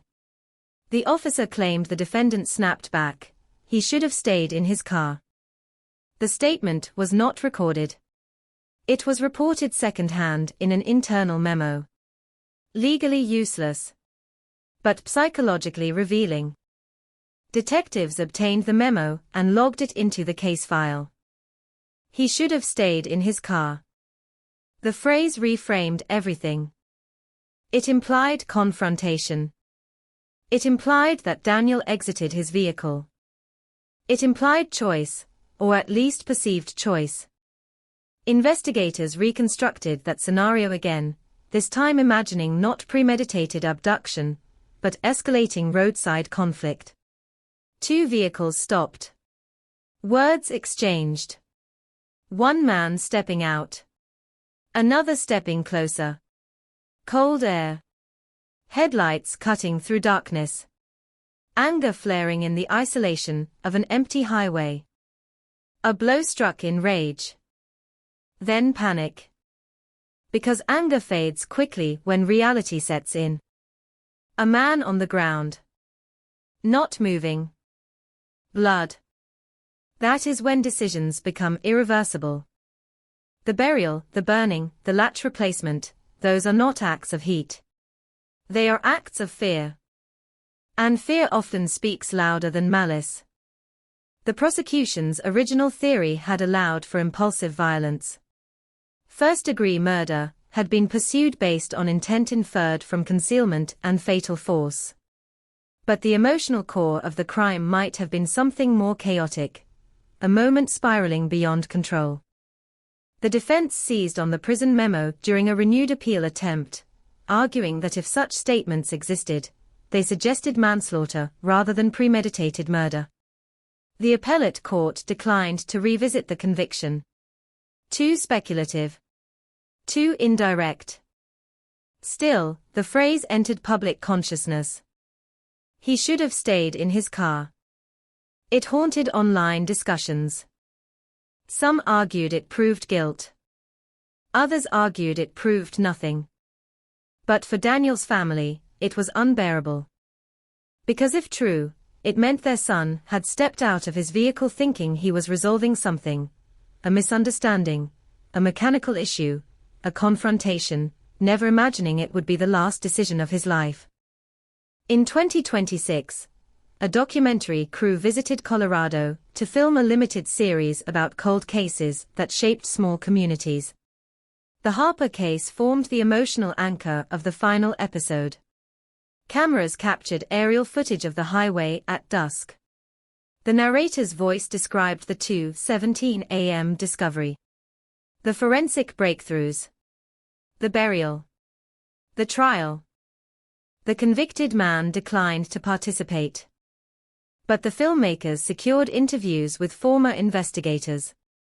One retired detective, hair now silver, stared directly into the camera and said, "We didn't solve it because of one piece of evidence.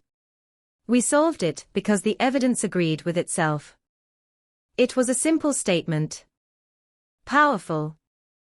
Because that is what ultimately carried the case through trial: convergence. Hair. Blood. Fiberglass. Burn barrel. Tailgate latch.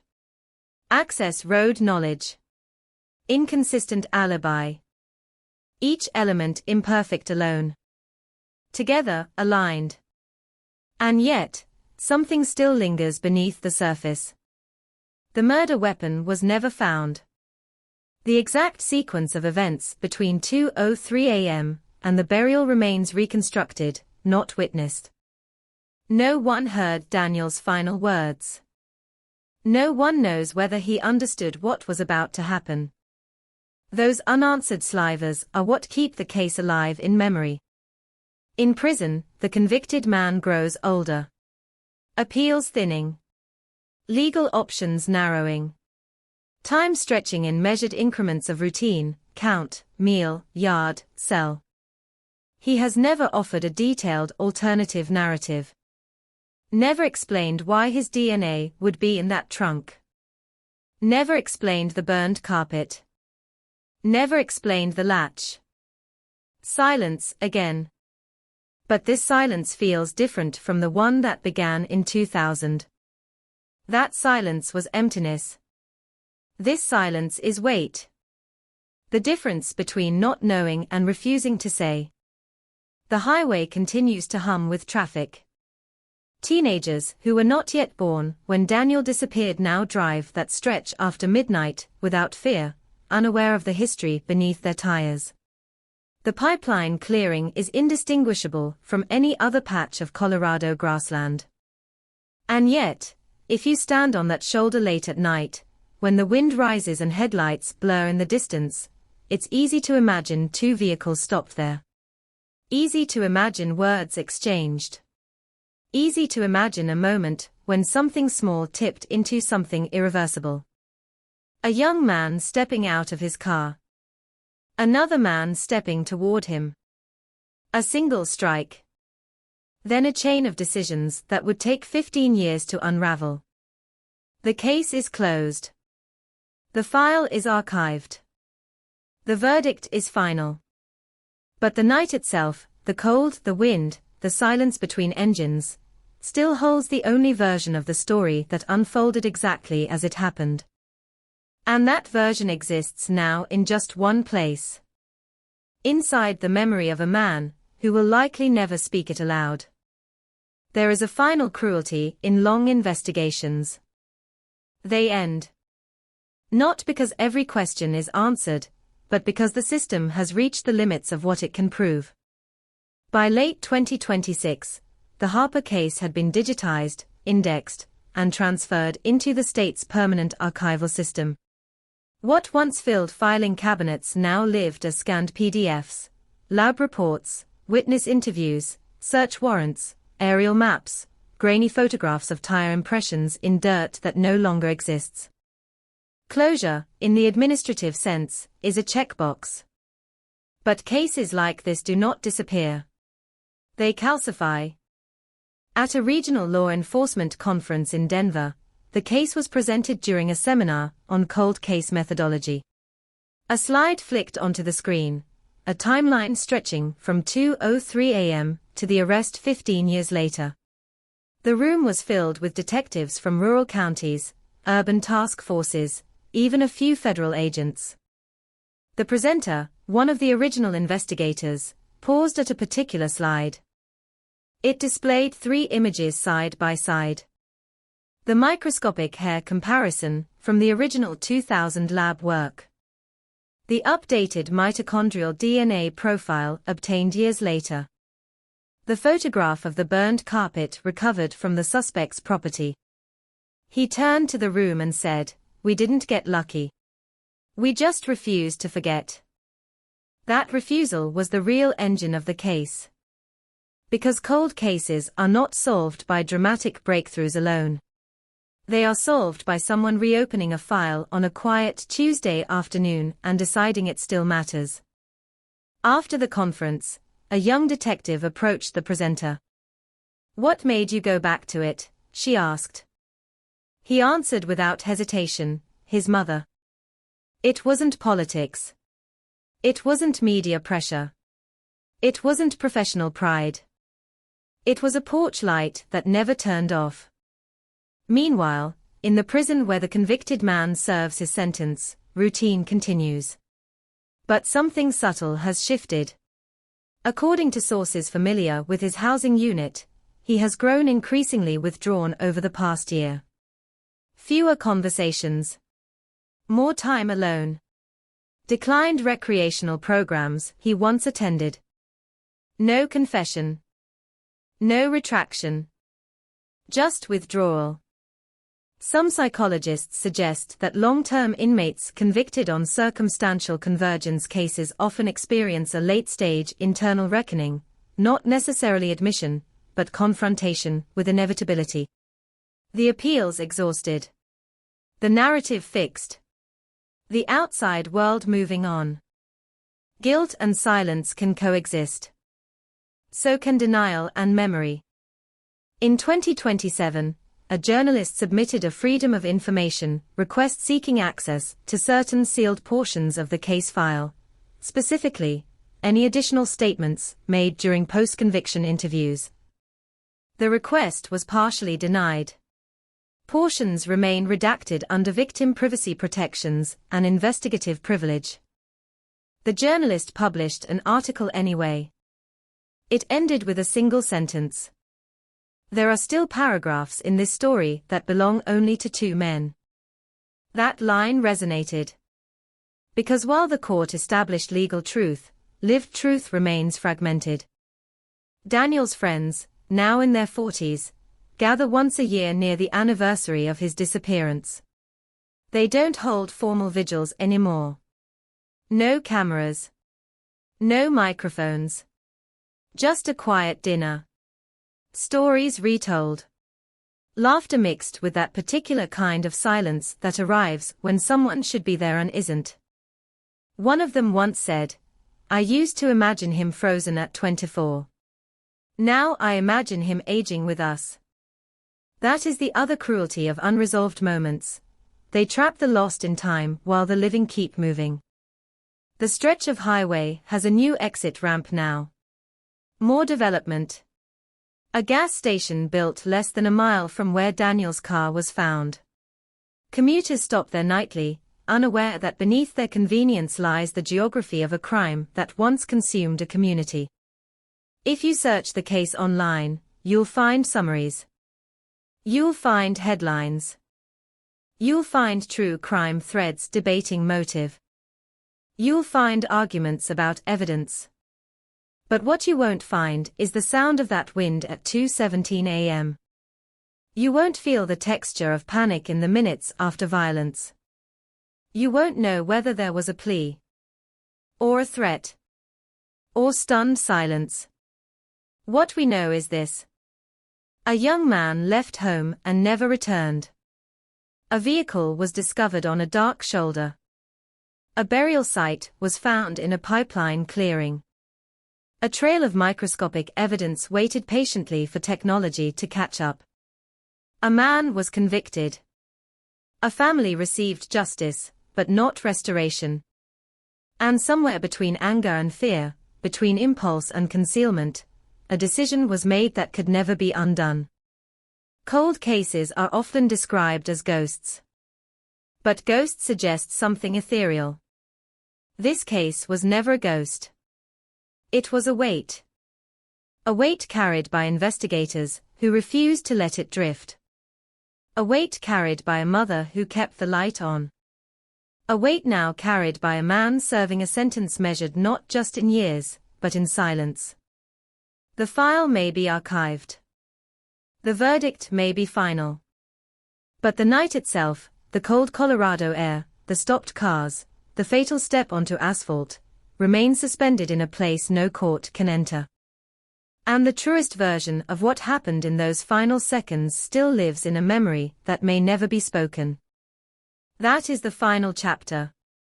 Not because the story is complete, but because some stories end with answers, and others end with a door that will likely never open. Years pass differently for different people. For the public, the Harper case is now a finished story, a solved cold case, wrapped in courtroom transcripts and appellate rulings. It appears in podcasts under titles like 15 Years in the Dark. It's cited in lectures about forensic persistence. It has become narrative. But for those closest to it, time doesn't soften the edges. It just changes their shape. In 2028, Daniel's childhood home was finally sold. The porch light, the one that had burned for years, was taken down by the new owners within weeks of moving in. Not out of disrespect. Simply practicality. They installed motion sensors instead. And that small change marked something profound. The ritual was over. Not because hope returned, but because hope had been replaced by certainty. Daniel's mother relocated to be closer to extended family. In a rare written statement, before leaving the town she'd lived in for 3 decades, she said, "We waited for answers. We got them. Now we're learning how to live with them." Learning to live with answers is harder than most people imagine. Because answers eliminate possibility. Before the conviction, there was always the fragile space where alternative outcomes lived. A stranger. A mistake. A miracle. After the verdict, the story narrowed to one irreversible path. And that narrowing forces a different kind of grief. Meanwhile, the legal file, though officially closed, experienced one final ripple. A volunteer working with a non-profit innocence review group flagged the case during a routine audit of convictions built largely on circumstantial convergence. Not because of new evidence. Not because of misconduct. But because the organization systematically reviews such cases as a matter of principle. The review lasted 6 months. They re-examined the mitochondrial DNA analysis. They re-evaluated the burn evidence. They consulted independent forensic experts on hair comparison reliability. The conclusion? The conviction stood on solid forensic ground. The non-profit declined further involvement. The public never heard about the review. It generated no headlines. But for a brief period, the case file was reopened on a desk under fluorescent lights, its contents reconsidered by fresh eyes. And once again, it held. That quiet reaffirmation mattered, though only a handful of people know it happened. Inside prison walls, the man at the center of the case has entered what corrections officials sometimes call the long middle. Too far from sentencing for legal urgency. Too far from release for reinvention. The years become indistinguishable. He has reportedly stopped discussing the case entirely. When new inmates recognize his name from old news articles, he changes the subject. When asked directly, he responds with a phrase repeated often enough to feel rehearsed. They already decided. It's neither confession nor denial. Just deflection. Psychologists who study post-conviction silence note that some individuals eventually begin speaking, not to authorities, but to themselves. Journals. Unsent letters. Fragments of memory written down, without intention of public release. Whether that is happening here, no one knows. But somewhere, there exists a complete version of that night. A sequence of seconds unbroken by speculation. A final exchange unfiltered by courtroom argument. And it remains locked behind a silence that has now lasted longer than the original 15-year investigation. In the town where it began, new officers patrol the highways. Some were children when Daniel disappeared. They know the case from training materials, a cautionary reminder that no abandoned vehicle should be dismissed. That small fibers matter. That burn pits deserve excavation. The pipeline clearing has long since regrown. Satellite images show nothing unusual. If you stand there now, you hear wind through tall grass and distant traffic. No markers. No memorial. But absence can be its own monument. Every cold case that reaches resolution leaves behind 2 legacies. The first is procedural, improvements in forensic methods, interagency cooperation, archival practices. The second is human, a reminder that a single impulsive decision can radiate consequences for decades. One man lost his life. Another lost his freedom.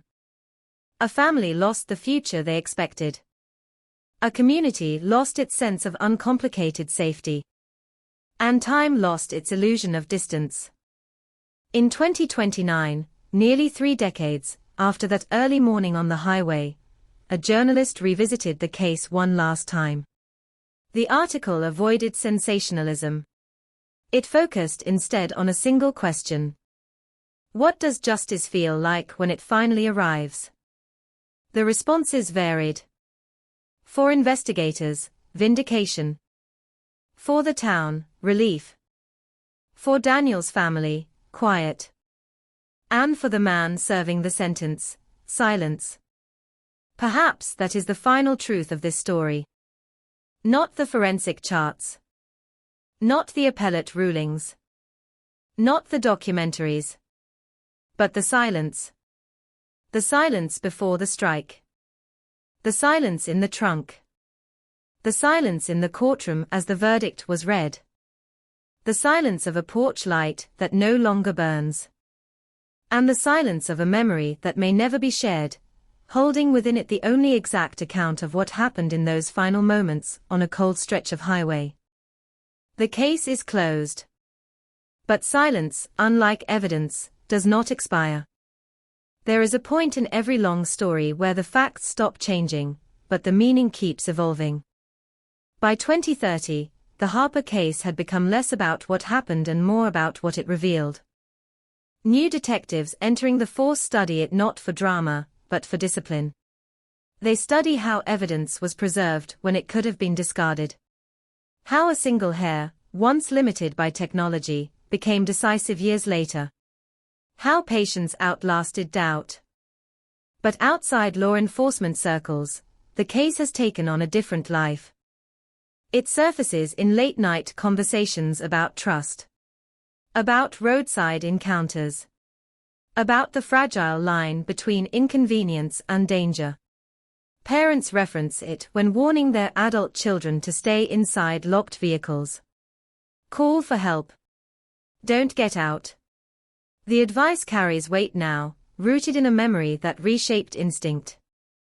And still, something unsettled lingers. In 2031, a former inmate, released after serving time in the same facility, gave a short, informal interview on a local podcast.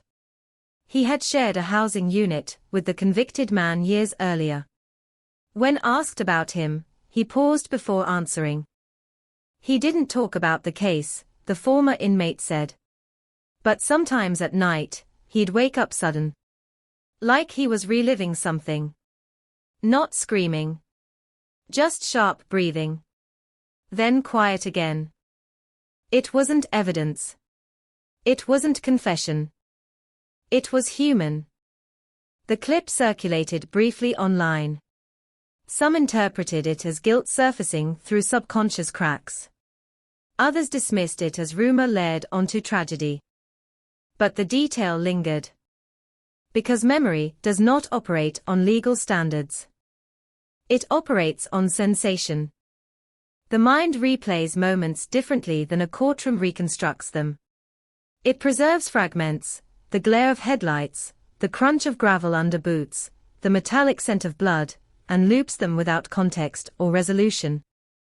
If there was panic that night, it likely didn't vanish with the verdict. If there was rage, it likely burned out faster than the consequences it triggered. If there was regret, it may now be the longest companion of all. Daniel would have turned 50 this year. That milestone hit differently for those who loved him. 50 is no longer youth stolen. It is a full arc interrupted. Friends posted quiet tributes, not dramatic, not publicized.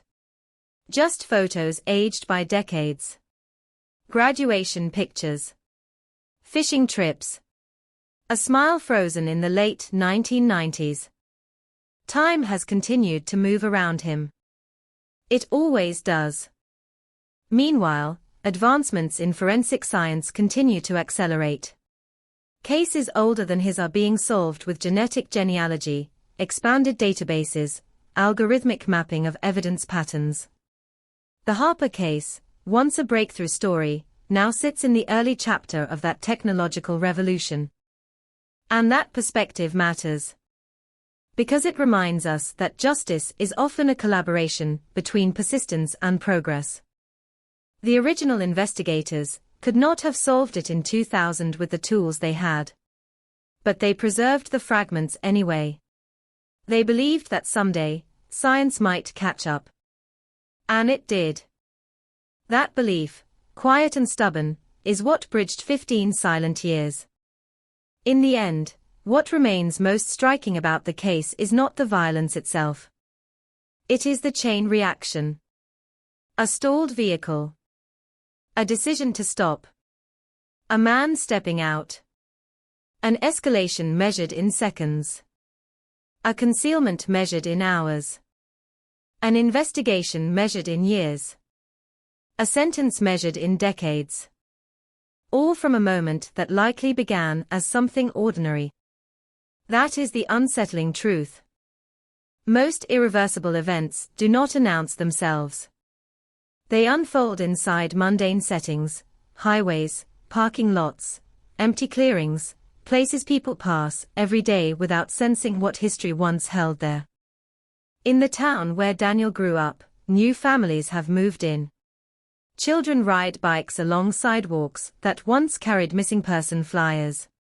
The gas station near the highway thrives with travelers who have never heard his name. Life does not pause permanently for tragedy. It absorbs it. And yet, if you speak to those who remember, they will tell you something consistent. The night air feels different on that stretch of road. Colder. Heavier. As if the wind itself remembers. The official narrative is complete. The conviction remains intact. The archives are sealed. But somewhere, in the quiet hours between midnight and dawn, the hour when Daniel's car was found idling alone, there exists a version of that night that has never been recorded. A version that includes tone of voice, facial expression, the split-second calculation before impact. And that version remains inaccessible. Perhaps that is where this story ultimately rests. Not in the courtroom. Not in the forensic lab. Not in the prison cell. But in the fragile space between impulse and consequence, a space every human being steps into countless times, usually without catastrophe. This time, catastrophe followed. The case did not vanish into obscurity. It did not remain forever unsolved. It reached an answer. But like all answers born from loss, it arrived incomplete. And the silence that followed, steady, enduring, immeasurable, may be the most lasting evidence of all.